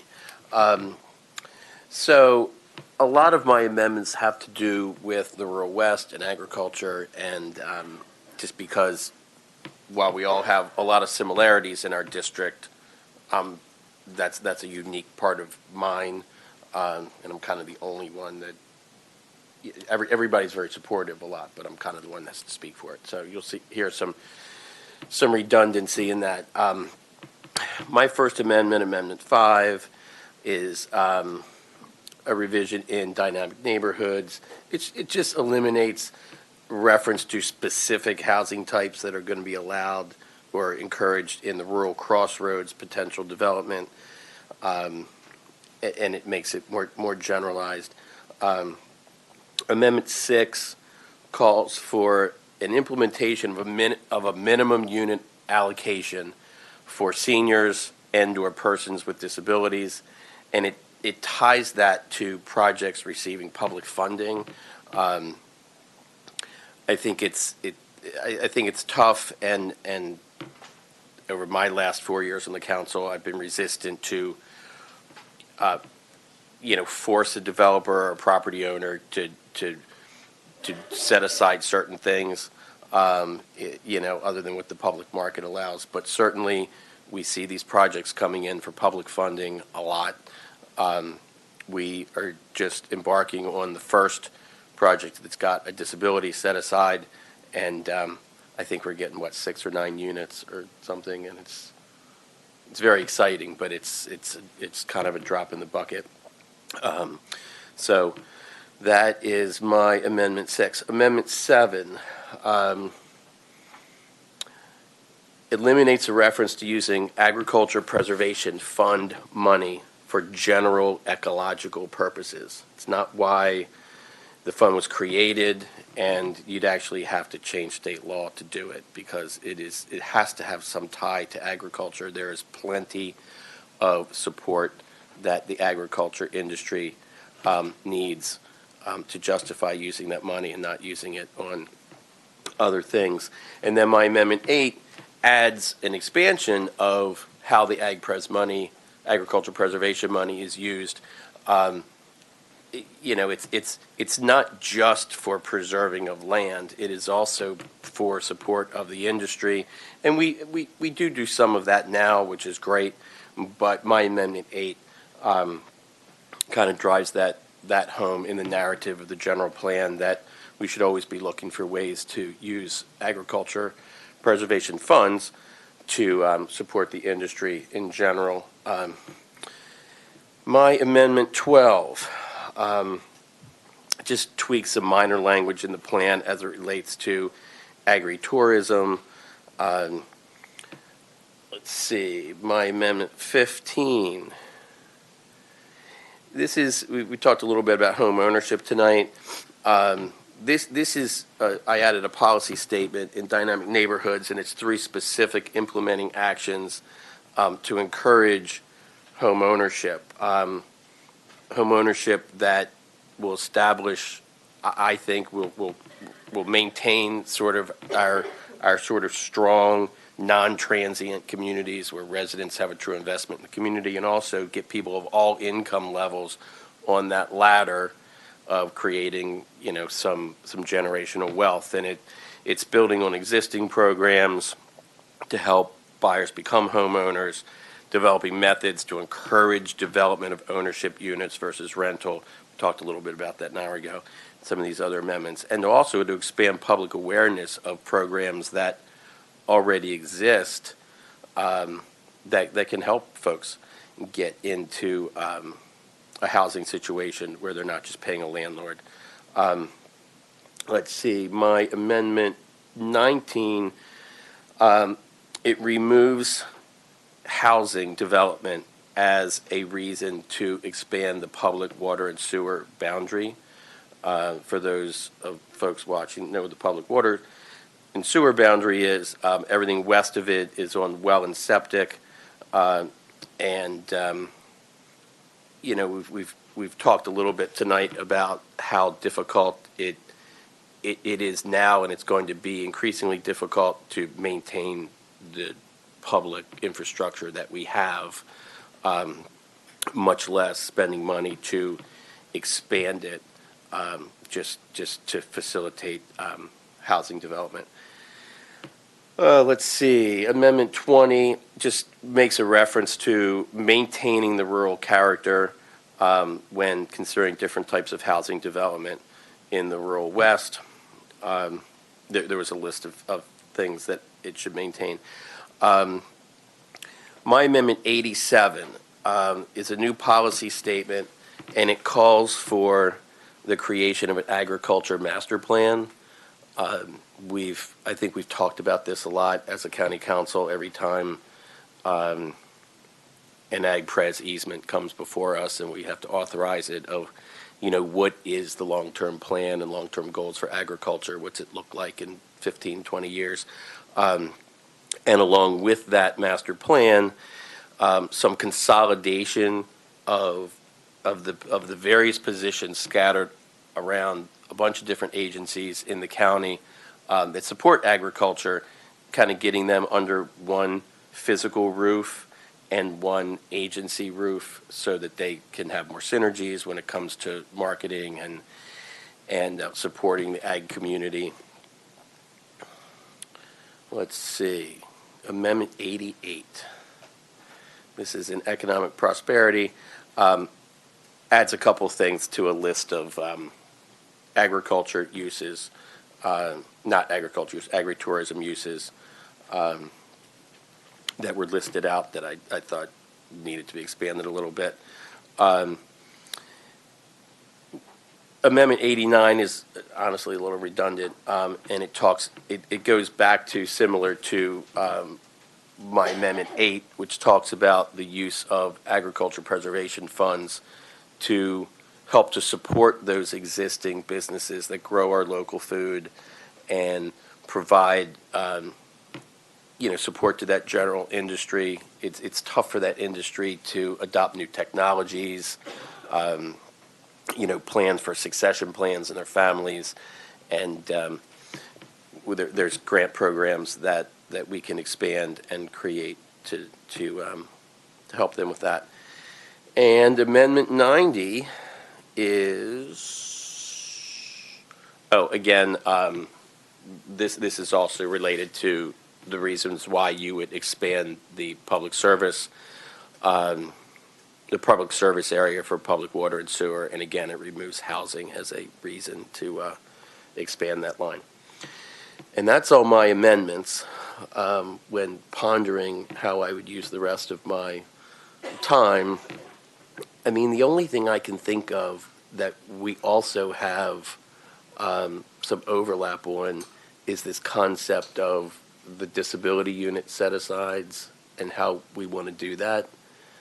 I mean, at some point, just like the home ownership stuff, we're going to have to figure out in the chart of all these dueling amendments what we want to do.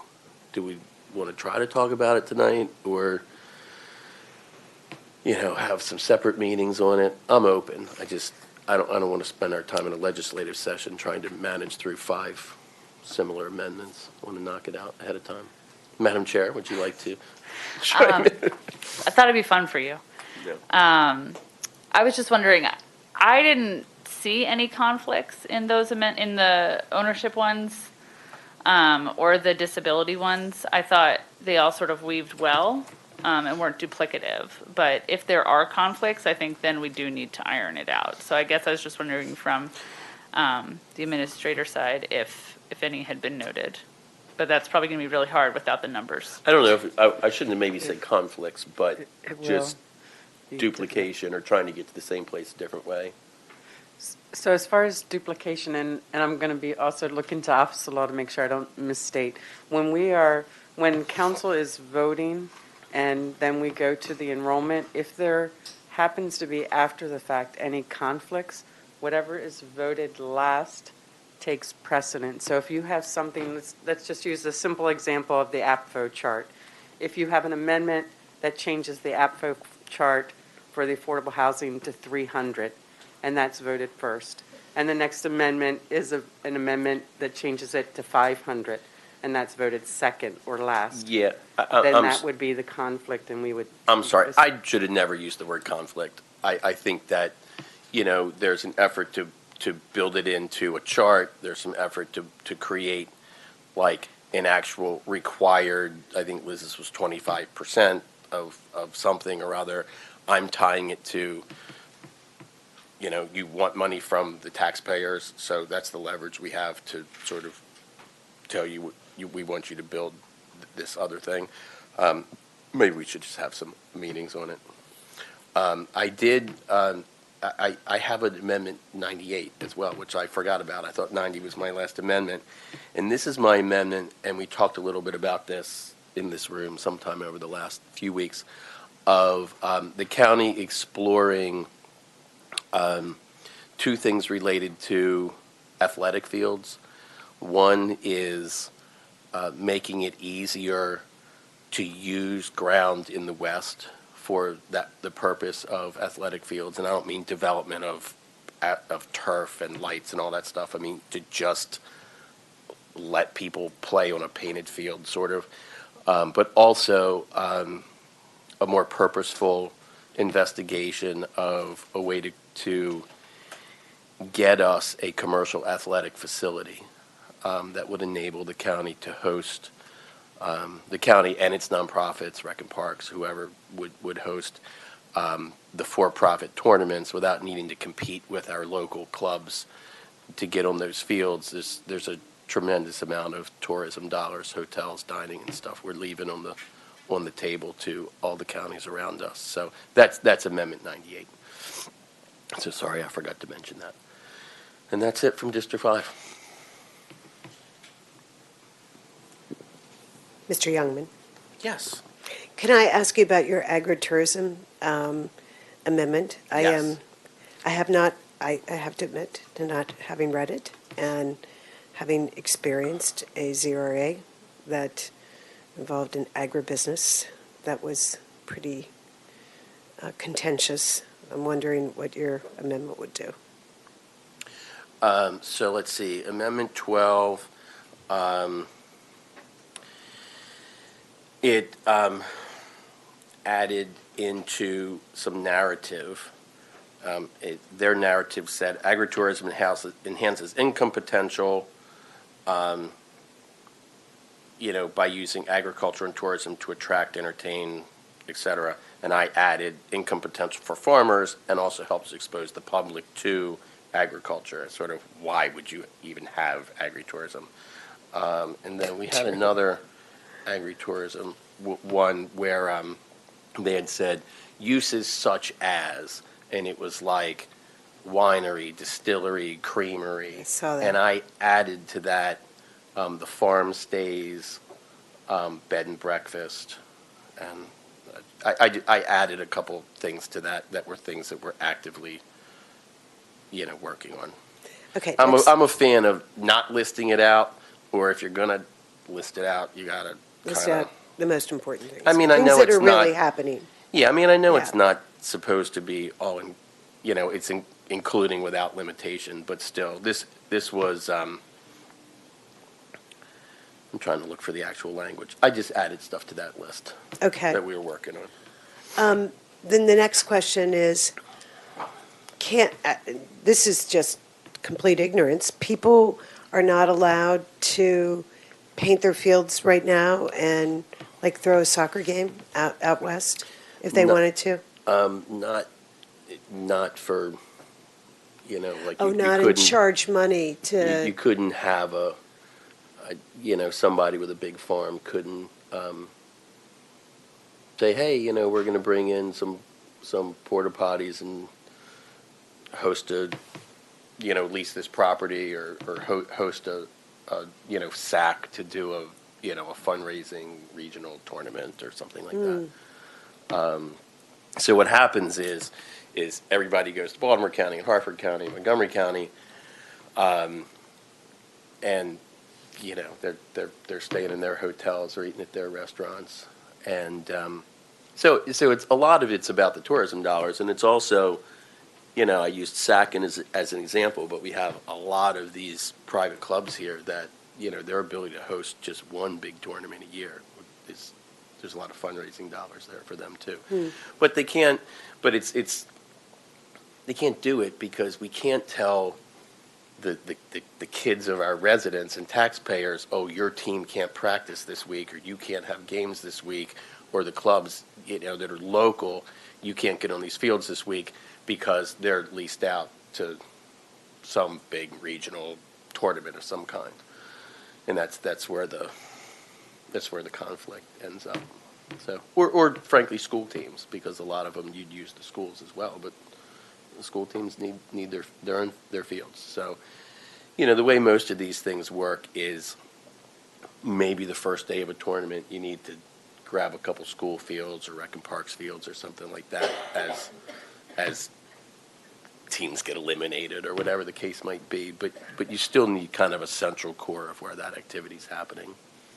And I was just referencing outside stuff, but inside stuff, I mean, if we had a volleyball house, if we had basketball courts, I mean, all that stuff is in such high demand by, it's great that our community's so active and so many kids and adults are involved in it, but, with them being the priority, there's just not the capacity for somebody to accumulate that much space, that many playing okay, areas. then my last question is, what would you envision as an agricultural master plan? What would that, I mean, we can't, would that be mapping out everything that's ag right now and then trying to say that there's other pieces of land that we should preserve too as ag? I think land is probably a small part of it, but we seem to have the land piece under control. It's more, what's agriculture in Howard County look like in 20 years? I mean, how do you, like you read the part in the general plan about needing to get some processing capability here. if that wasn't in the general plan, that would probably come up in an ag master plan of, gosh, here's the opportunities that exist for farms of our size. I mean, we're not going to be able to compete in the global market selling, wheat or something with 3,000 acre farms in, I was going to say Kansas, but they're in charge of Nebraska. Apfo. So I'll go, or Nebraska. I'll go Iowa for this one. Everything's in the Midwest. But, but there are products that with the right distribution capabilities and processing and things where we can do food, or maybe more of it is sort of the pick your own, or like Clark Farm, or some of that agritourism stuff, where it's, I don't know, we just don't have a plan. It's we're buying easements, which is great because we have the open space and we have some grant programs to help farmers sort of, get along. But, with a coordinated sort of plan of how do we exploit the opportunities that we have the best we can probably make better use of our dollars and have better outcomes. So I'm not volunteering to be part of the people to write the plan because I'm not a farmer. Well, thank you all. And I think it's wise if we continue our conversations. Ms. Harrod, if you do note any conflicts in the amendments, perhaps noting where they are would be helpful for folks, but I do recognize that amendment to amendment pre-file is tomorrow. Could you remind us of the deadline? Well, amendments to amendments, there's not a code required deadline for amendments to amendments. All right. We are asking because of the length of time it takes to change this document, that you get it to us as soon as possible, hopefully by Friday, Thursday or Friday. And then, of course, Office of Law does have to review whatever we draft, and it's a cumbersome process. So the sooner rather than later. Can I add something too that? Yeah. Mary was on a call today with us in the car, and you weren't actually in the car, but my phone was in the car, where I had asked them as they go through all of the amendments to, in some sort of spreadsheet form, let us know whatever concerns they have. And why. Is it a technical problem? Is it that it doesn't work, or it should be in a different area, or this is why we didn't do it that way, or it's fine the way it is? Just so when we all meet with each other, we don't have to keep bringing them to meetings and saying, Right. What do you think? So was that, you guys said you guys were going to work on that, or? Yeah, okay, good. Awesome, That yeah, might be 'cause it's helpful to have the subject matter experts weigh in. I know I'm always asking who and how. Ms. Young? So, timing, are we still really going to vote on this on Monday night? And we have there's 116 amendments listed, and as I mentioned, I have 157 amendments within those chapters. I don't know if we're going to get more amendments from DPZ. We might, which you certainly have the right to file more amendments. I mean, this is a 372-page document, and I'm sure that there are people watching this right now who would love to have us either, touch upon the amendments that we have talked about tonight, or would like us to file amendments to the amendments. And this is, the timing has been pretty intense already with trying to get everything done. It just seems like giving us an extra week to really digest what we've seen, what was filed on Monday, that we're all still just sort of taking in, and now have an opportunity to converse and really see what it is that we've all done and where we're heading and where we are converging, that giving us an opportunity to talk about that and try and come to some place where we can agree and maybe even all vote together, which I don't think that we're going to be able to do with Thursday, Friday, and Monday left before we vote on Monday night. I have to say I'm kind of surprised to hear that, because I think that there have been repeated encouragements to have those conversations, get those amendments out there, get people talking. I know Mr. Youngman and I shared all our amendments with everybody openly and freely and early. And that is not necessarily the process that everyone undertook. I was able to see some of yours, but others I had to read after they were filed on Monday. I think that we have talked about the 2nd. We've known about the 27th. We've known about the 25th. We've had these conversations, and people have been supposed to be sharing that and having those conversations and checking the amendments. And it's challenging to hear now that work wasn't done, and that's why we want to delay it. I mean, we can just move ahead, but I think it helps the process to have us all be able to take a breath and look at what has been filed and contemplate it, but also to hear from the public. Well, I think because the good news, the public has not had an opportunity to weigh in on this, and we're not having another public hearing right now. So I think if we're not going to have another public hearing, if we could at least delay it enough that would give us enough time to hear from the public about these amendments, I think that it would be helpful. I mean, we certainly want people to write in. We have members of the public with us now. We've had emails from members of the public about posted amendments. I've been on calls with people explaining some of the amendments. Some of my amendments are in response to those conversations with the public. And I think we would be remiss if in this discussion we did not, I mean, the bulk of the changes are from your office. And so, the rest of us have taken the time to read and digest the volume of amendments. But it's challenging to hold both at the same time of, there's more time to do this and digest it, and at the same time, and also I put all of this on and starting Monday.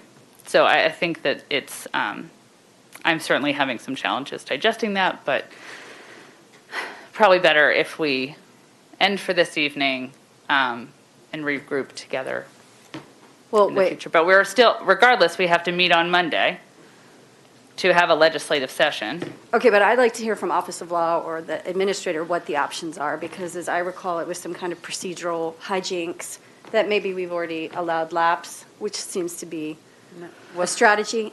What? I thought we had to call it into special something, or we needed 4 votes or something, like, wasn't there some? No, there's nothing. No, there's no hijinks. Please explain, Ms. Harris. We do have a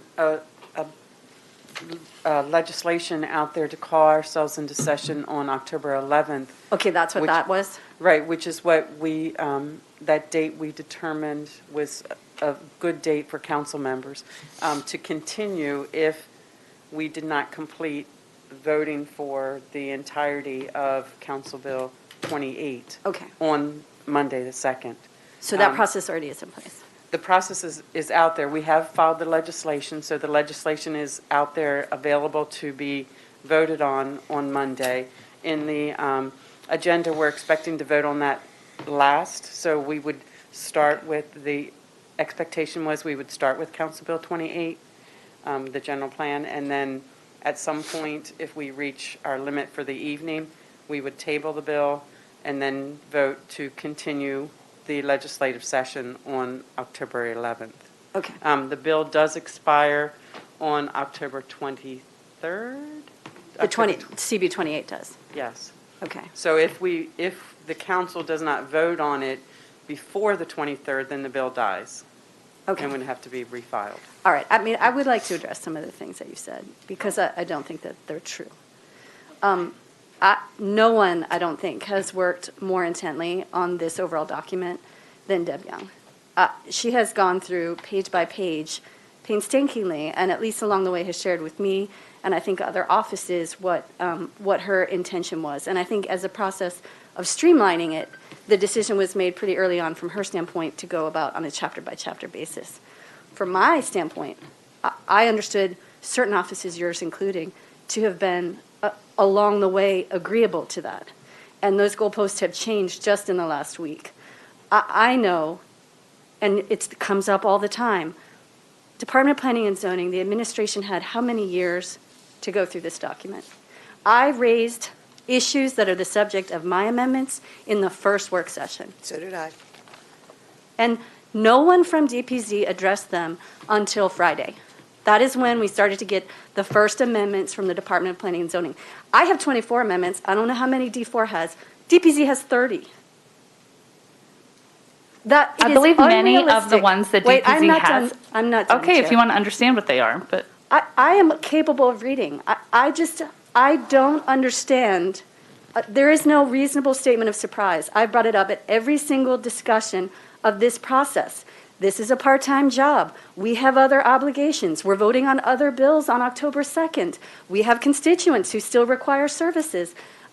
This is one component of that. And we have dedicated an inordinate amount of time over the last X months to reach, at this point, a near, final decision on it. But to accelerate it in the last 2 weeks because it serves some arbitrary deadline, I don't think serves any purpose.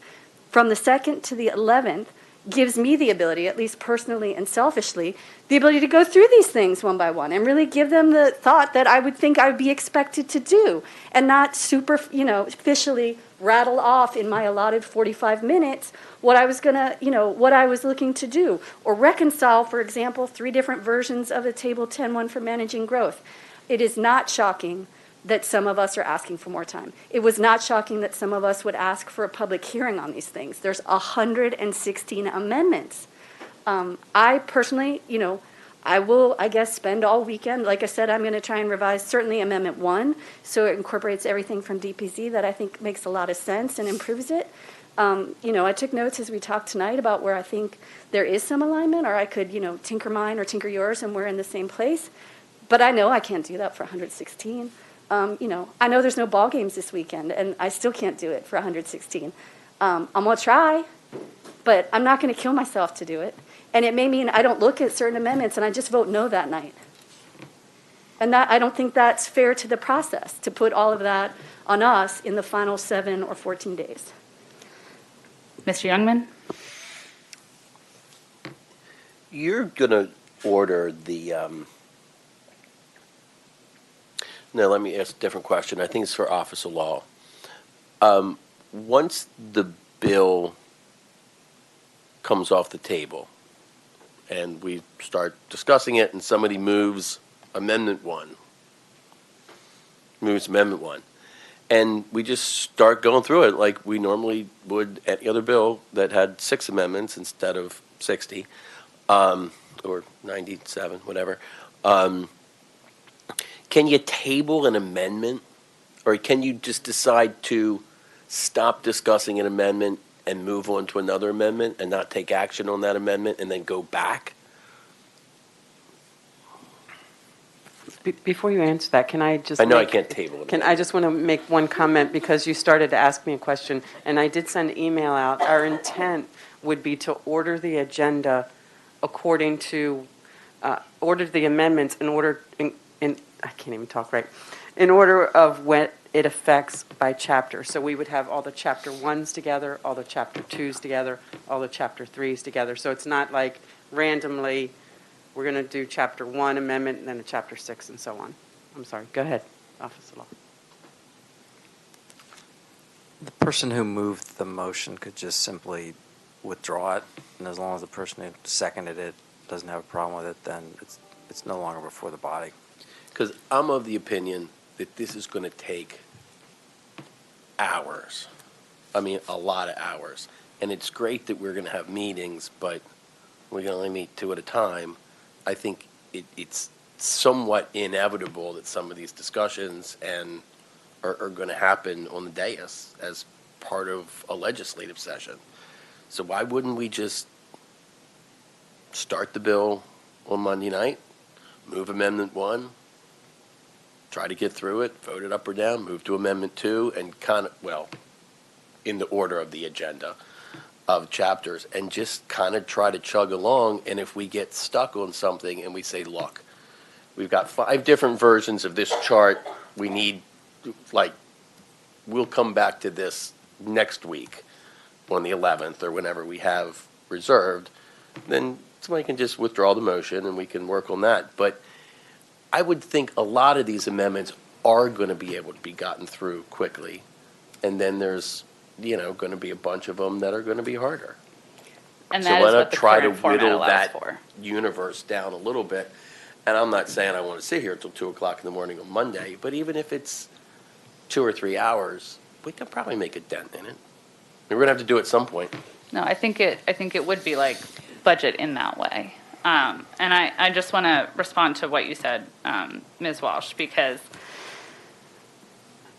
what was represented to me was that Ms. Young had walked through the chapters with you and that you were agreeable to what she had proposed to me. But then when our staff met, it was totally different than that. And so I think that what came out of that is, while a chapter by chapter approach was preferred, there's just too much distance from where everybody was to have collective amendments per chapter. And that's what I got out of my conversations with Ms. Young and from my staff and your staff. Absolutely not. My Chapter 3 amendments incorporate negotiations that she had with you, because until Friday, we thought it was a possibility you would agree to our Chapter 3 revisions. So 6 of my 24 revisions are a direct result of you backing out, not only of positive conversation that I thought we had last week, but backing out of conversations with Ms. Young. So again, there's 2 things that I take issue with, that you were not privy to discussions. There were elaborate discussions and concessions were made,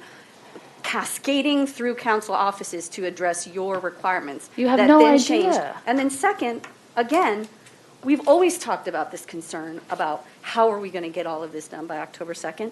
Apparently, we've already made the procedural means to do it. I don't know why. I don't know that as one of 5 members. It has been sent out an email and it is publicly filed on the website.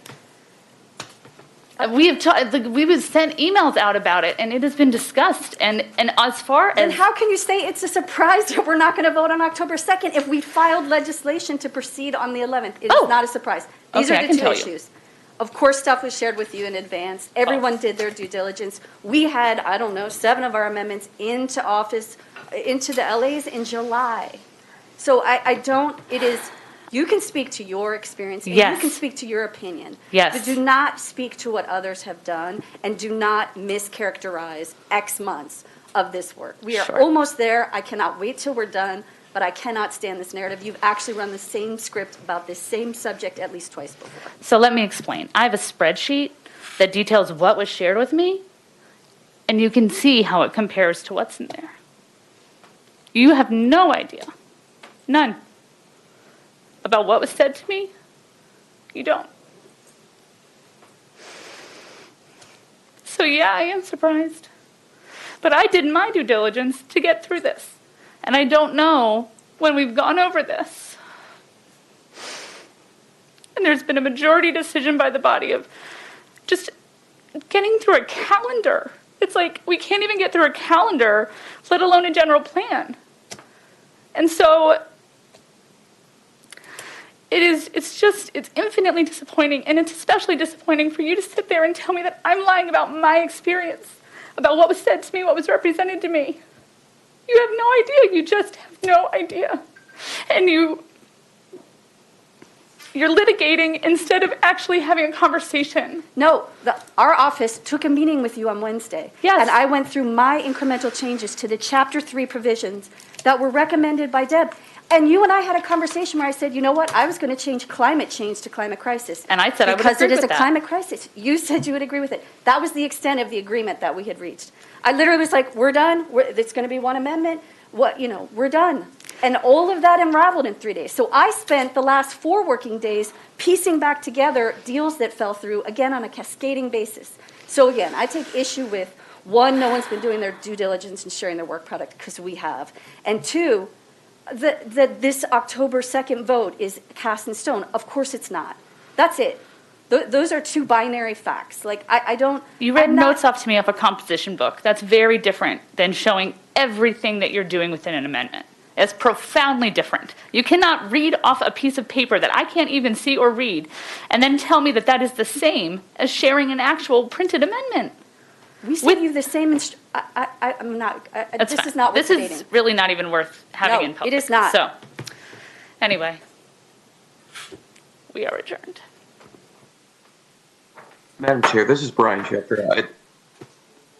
I just want to recognize the fact that we have 15 plus experts here this evening that have done the analysis, that are prepared to speak to the amendments that the administration is filing, as well as concerns about amendments that have been filed. Is there an opportunity to recognize the Department of Planning and Zoning and others to bring those items to light? I'm sorry, Mr. Schefter, not this evening. And that's mostly because I've already called the adjournment, and I think we've stopped. So, thank you.